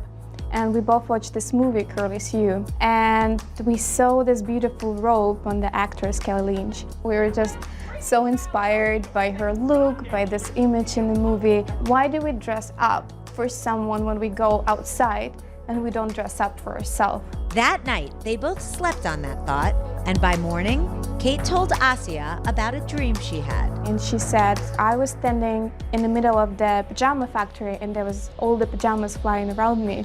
Asia started doing research and found a lack of fashion brands devoted to chic loungewear. There wasn't a lot of options for the pajamas that doesn't have this crazy patterns, or it was more about sexy pajamas, and I realized there is a niche. With no design experience and very little savings, the friends tapped into their skills as editors and began working on a collection of sleepwear. Is it true you both had like $2,000 between you? That's true. So where do you even start at that point? You basically need to figure everything from zero. You're starting to learn and you're starting to network, and we're starting to creating the samples. We also really quickly realized, as we're both editors, how to sell. In 2014, they launched Sleeper and quickly gained recognition from celebrities and the biggest fashion publications, not only for their style, but for how each item is handmade. So when you get a piece, the seamstress signs it? One person makes one item. It's so important because that way our seamstress has a connection to that, and then client that gets the dress, and I feel like they're gonna cherish it more. And in just 6 years, Asia and Kate have turned their dreams into a multi-million-dollar reality. It's pretty incredible that you had all the pieces of the puzzle, because it's so important now that there's a story. It's a story of two girls who's not afraid to follow their dreams, who's not afraid of setting up the higher goals and not being afraid to reach those goals. Style expert Melissa Garcia is here to help you embrace all-day loungewear. It'll take you through virtual meetings, then your workouts, your errands. Nobody's changing clothes. We like this. We like this a lot. Leggings are a staple. I mean, if you have the perfect pair of leggings, the rest is easy, right, Melissa? Yes, I totally agree. And just let's be honest, fortunately or unfortunately, athleisure wear is probably here to stay. Fauci just said we're probably not going to get back to any sort of normalcy until the earliest fall. So let's embrace athleisure wear, and I love a great pair of leggings. Yes, I totally agree with you, Hoda. So I've tested and tried all of these products that we're going to show you today, and the leggings that we're going to start with are these amazing. These are, of course, we all need a great pair of black leggings. These were TikTok famous. These are airy leggings. They blew up. They had a 130,000 person wait list. But they are worth it. I tried them. They're super soft, super comfortable, and they have a crossover waistband, which is really flattering. You can wear these from everything, like you said, going to the gym, to the grocery store as well. If you want something a little bit more fun, more patterned, the middle ones are a tie-dye print from Amazon. And tonal leggings are also another huge trend that we're seeing. So we're seeing lots of earthy tones. Not easy to wear. So if you're going to do an earth tone, like I tried these as well. These are from the Gap. I would do a darker earth tone that has some texture in it. I like the high waist. Yeah. I think that makes it. Not easy to wear. That's well said. I understand. I can relate on leggings. So let's go to the tops, okay? Like, you want to jazz up your top because a lot of us are on those Zoom calls all day. It's all you see. Yes, I agree. So they have what's Zoom tops now, but we want to be comfortable as well. So a great workout top if you're going to be working from home and working out too. I love this. This is from Kohl's. Super cute, really comfortable, a nice sweatshirt. And what's great about this, there's tons of different colors, under $15, which is great. Now, for those Zoom calls, your perfect Zoom top you see in the middle is that great from Amazon. I love that it's really soft and comfy. Feels like pajamas, but it has a more elevated silhouette with the ruffle detail. And another cult favorite is this one from Free People. This you can wear anytime, anywhere, super cozy. It's a nice heavier weight, and again, under $40, tons of different colors to choose from. What top are you wearing? Yeah, I was just thinking that. That's cute with the We puffy like your sleeves. Yeah, this one isn't here, but we can talk about that. Melissa, let's get to your bread and butter here. You're the queen of matching sets. We all know it. What do you have for us? Yes, so I love a great matching set because one and done. It's so easy, you can't mess it up. So I love this one. This one's great. As we know, tie-dye was having such a huge moment. This set, you guys, under $15 for the set. You can't go wrong, from Shein. Amazing. And then if you want something a little bit more elevated, again, you want one that has a little bit more structure, a little bit more details. The one in the middle, as you see, is from Target. It has beautiful details on it as well. And again, you can break up your matching sets to get more bang for your buck. And last, believe it or not, velour jumpsuits and velour tracksuits are making a comeback. Of course, we all think of Juicy Couture when we think of velour, but they have more elevated silhouettes now, so they're a little bit more modern. They're super cozy. This is from Old Navy. This has like a little bit of a tie-dye detail in it, but they're great for working from home and for running out, doing errands, whatever you may be doing. A matching set is definitely a must-have for me. Velour. Wow. If velour can, if a scrunchie and a fanny pack can come back, why can't velour get in on it, you know? Melissa, thank you. By the way, you can find all these pieces on our website today.com/shop.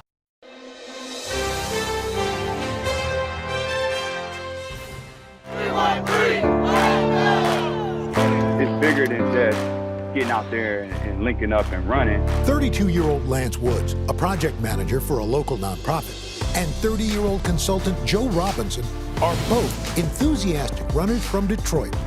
Introduced 2 years ago. One friend saw that we were both participating in the Miami Marathon, and then they put us together.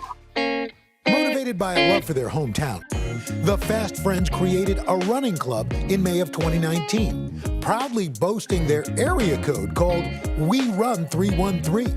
We run Detroit! We run 313! In our very first run, we had over 100 people show up.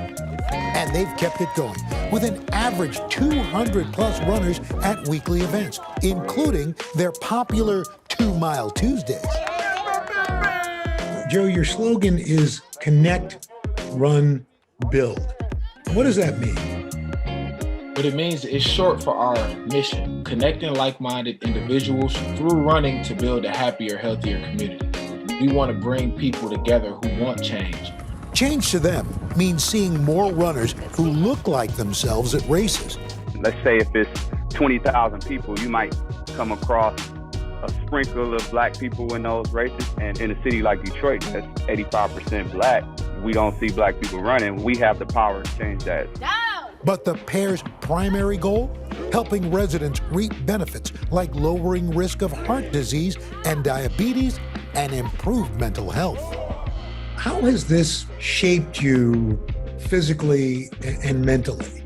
Running has been the most transformative process. I mean, whether it was mild depression or anxiety, running has just helped me deal with those things in a different way. And I feel stronger than ever. I feel smarter than ever, obviously faster than ever. And I just feel like I'm who I'm supposed to be. Is this for people who are all ages, all running levels? Yes, it is for runners at all levels. We have people from 6 all the way up into 65, all paces, all sizes, all races. And the impact that we got from We Run 313, it surprises us to this day.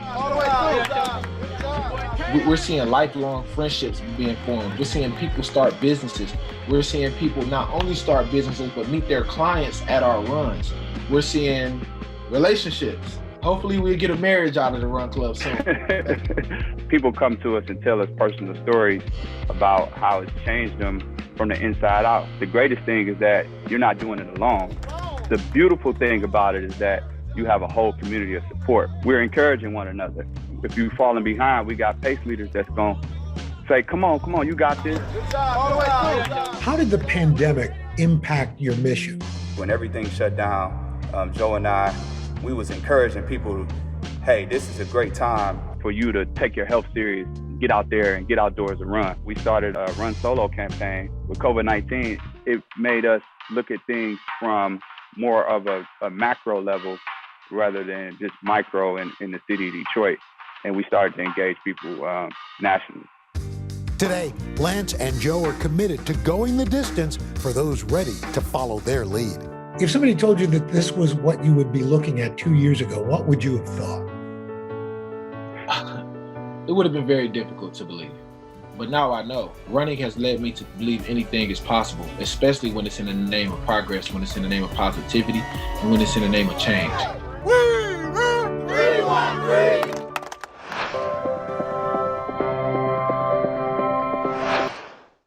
Stay connected and stream the news you need with Xfinity X5. Our top story is unfolding right now. The fast speed you depend on. We begin with breaking news right now in Florida. And a reliable connection for all your devices. This story matters to all of us. Whenever and however you watch. Our bite-sized mix of everything you love about all 4 hours of our show, but half the calories. Oh yes. With Xfinity X5.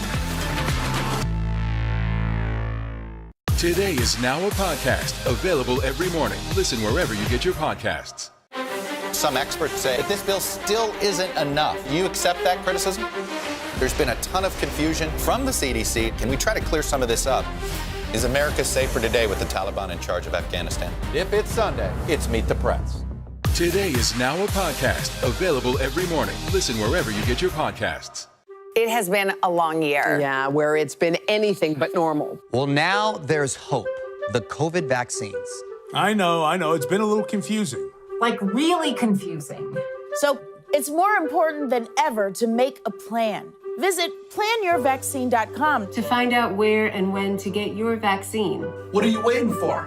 Roll up your sleeves and plan your vaccine. Plan your vaccine. Plan your vaccine. For breaking news in our changing world, download the NBC News app.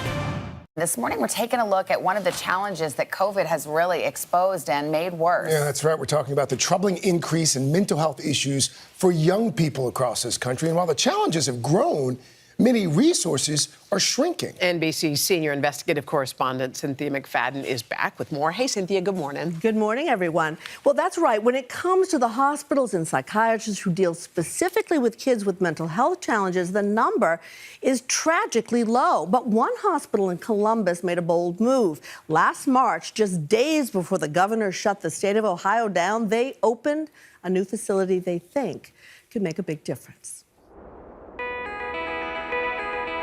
There's something remarkable going on in Columbus, Ohio.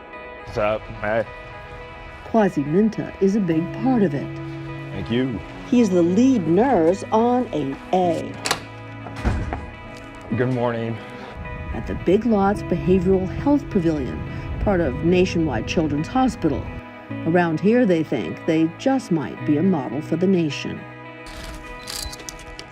This is the first time cameras have been permitted inside, in part to help break the stigma.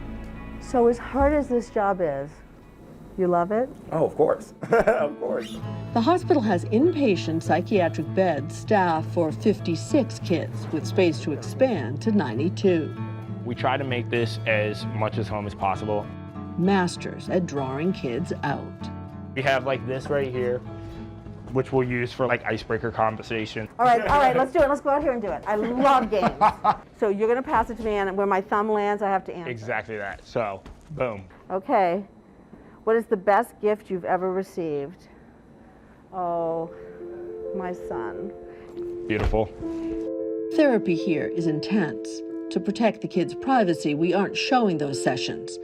This is not a typical child and adolescent Correct. unit. But what we can show is how the building was designed, with input from staff to encourage the hard work. But it's still a hospital, and the doors on the units are locked to protect them. I would say the most common thing we see are kids that are just going through like maybe a suicidal ideation. And that means they're thinking about it. They're thinking about it. They haven't yet acted on it. Suicide is the second leading cause of death for kids 10 to 19. And over 50% of mental health conditions start by the age of 14. Many of those kids will never get any help.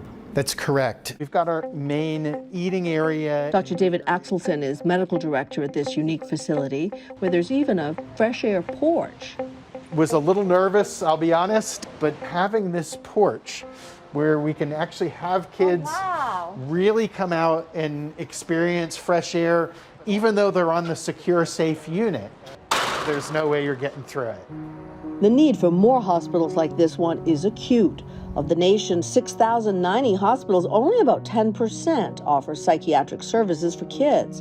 An NBC News analysis shows that when it comes to inpatient care, it's only 7%. Many psychiatric units have been closed as insurance doesn't reimburse the cost of the actual services.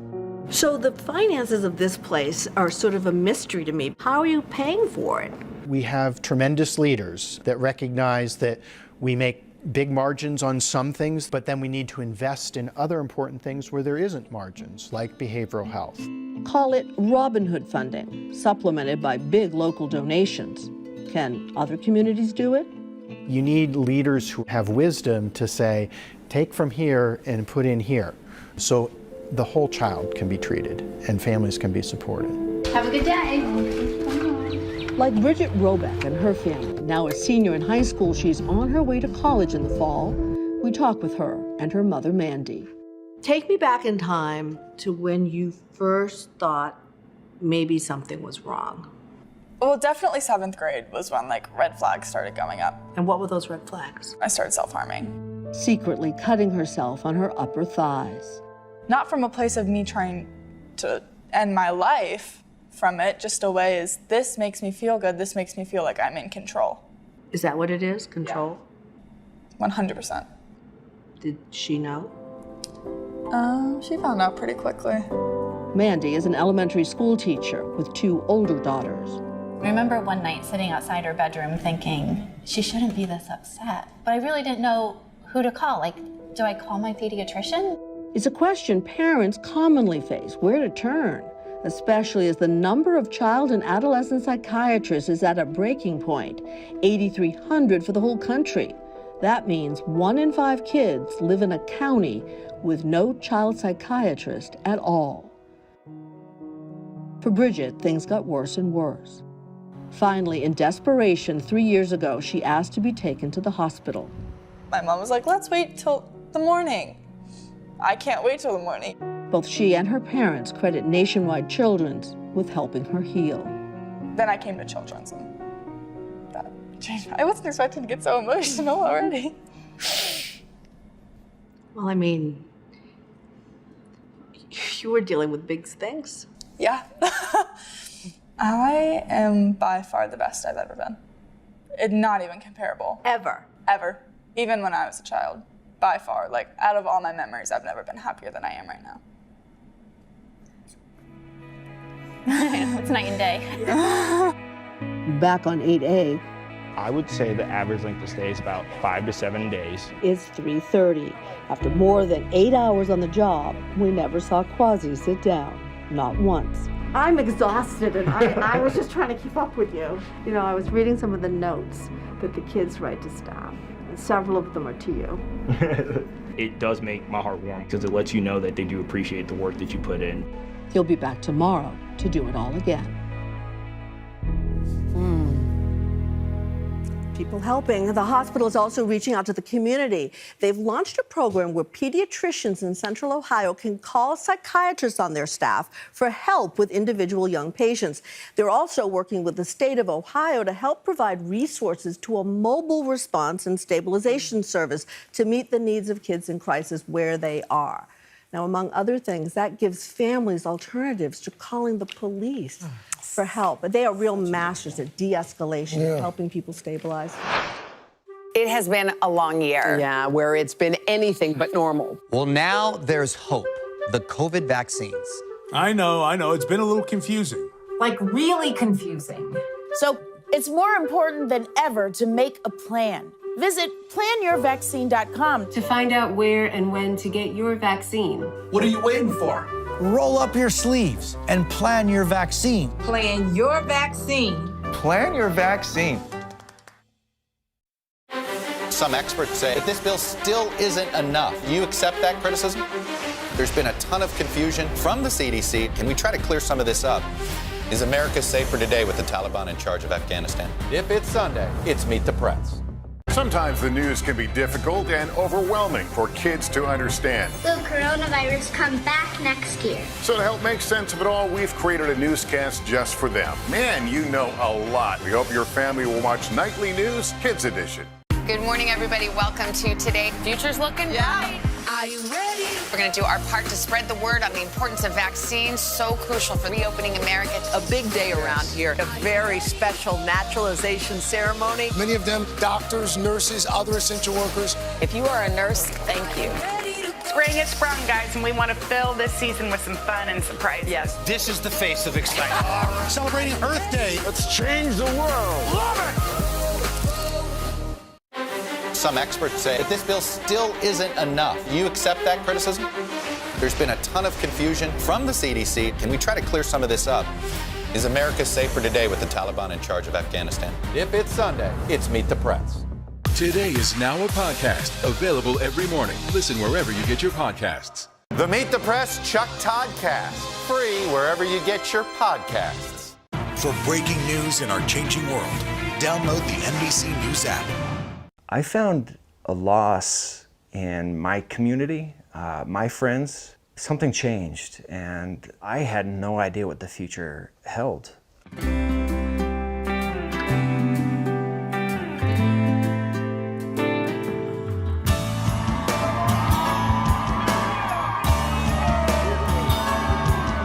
50 years after those riots right across the street at the historic Stonewall Inn, undeniably, a lot of progress has been made. Well, now, a group of dads, religious dads in fact, creating a community so their kids are loved and accepted. My name is Jake Abhow, my son is John, and I was part of a group of fathers that started Dragon Dad 6 years ago. My name's Drew Armstrong. I'm Tyler's dad, and I've been a Dragon Dad for 6 years. I'm Dave Jensen. I'm the father of Natalie Jensen and Cooper Jensen, and I've been in Dragon Dads for 3.5 years.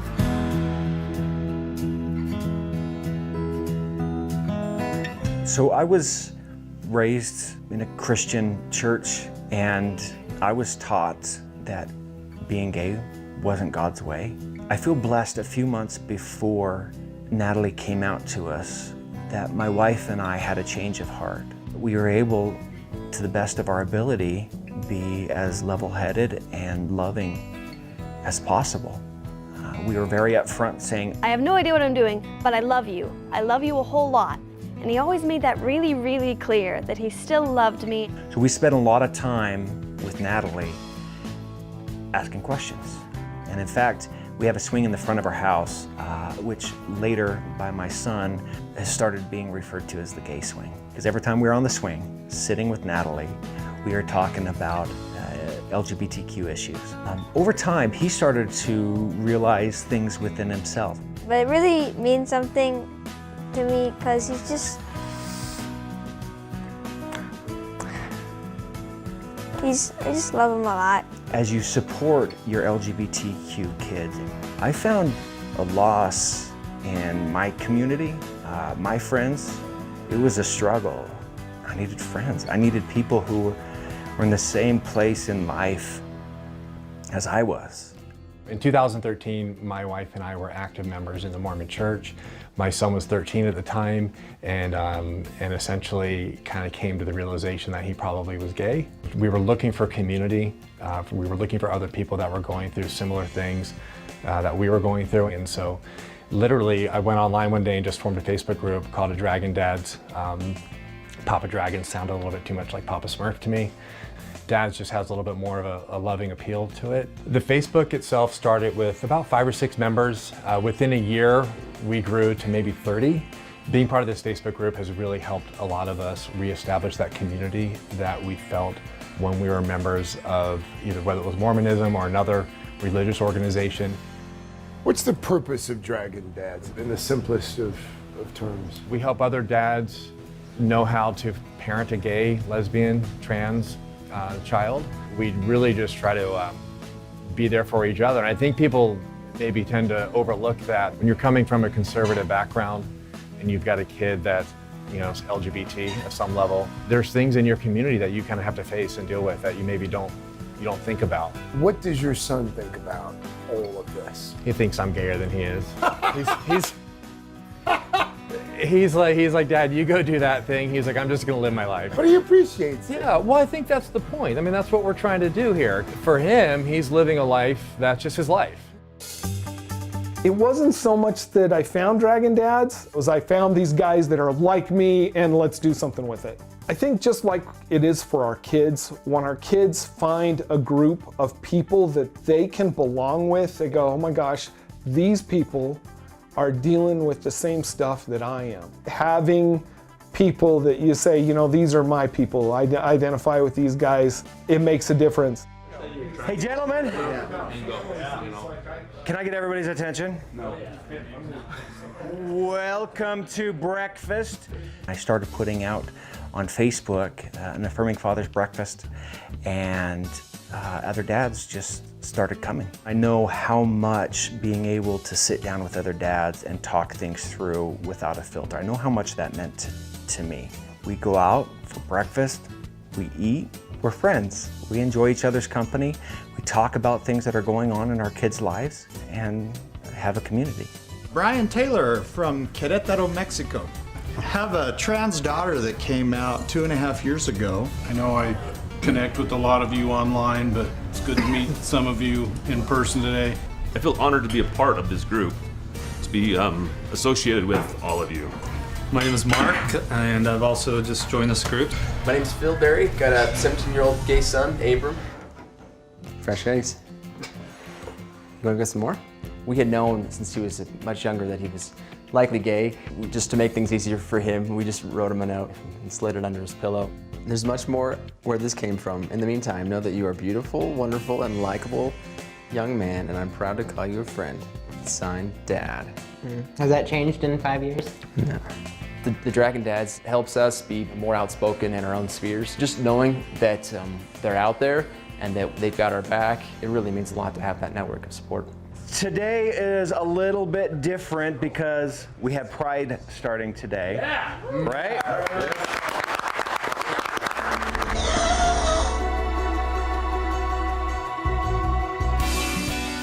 I came up here from Arizona to march in this parade with our group. We like to think that we're just flies on the wall here and really just are here to help if we're needed, but ultimately this isn't about us. Marching down that street, there's a love in that group that I don't know where else I've felt that, a certain amount of acceptance. Walking in the parade with your dad is basically him being like, yes, look at me world, I'm an awesome dad. He's over here like trying to change the world, and it's really cool. Dragon Dads exists to bring education and awareness to other fathers. We're hoping that there are other fathers that are coming in and maybe dipping their toe in the water a little bit to see what's out there and what they can learn. And that's what our group's for. People need an example. I think that's what we really want to do, is set a good example for dads as to this is how you father, this is how you parent an LGBT kid. Good morning, everybody. Welcome to Today. Future's looking bright. Are you ready? We're going to do our part to spread the word on the importance of vaccines, so crucial for reopening America. A big day around here, a very special naturalization ceremony. Many of them doctors, nurses, other essential workers. If you are a nurse, thank you. Spring has sprung, guys, and we want to fill this season with some fun and surprises. Yes. This is the face of excitement. Celebrating Earth Day. Let's change the world. Love it! Good morning. Welcome to Today. Nice to have you with us. We wanted to surprise Ellie and make her wish come true. What do you think about coming to visit us? Yes. There's only one thing that people are saying. You are exactly. It has been a long year. Yeah, where it's been anything but normal. Well, now there's hope. The COVID vaccines. I know. It's been a little confusing. Like really confusing. So it's more important than ever to make a plan. Visit planyourvaccine.com to find out where and when to get your vaccine. What are you waiting for? Roll up your sleeves and plan your vaccine. Plan your vaccine. Plan your vaccine. Stay connected and stream the news you need with Xfinity X5. Our top story is unfolding right now. The fast speed you depend on and a reliable connection for all your devices, whenever and however you watch with Xfinity X5. We have each other, and there's never going to be a moment where we don't have each other. Ever since sisters Billie Joe Rose and Bobby Joe Sullivan were born, they were inseparable. After all, they are identical twins. What is that special connection that you two have that other people might not have?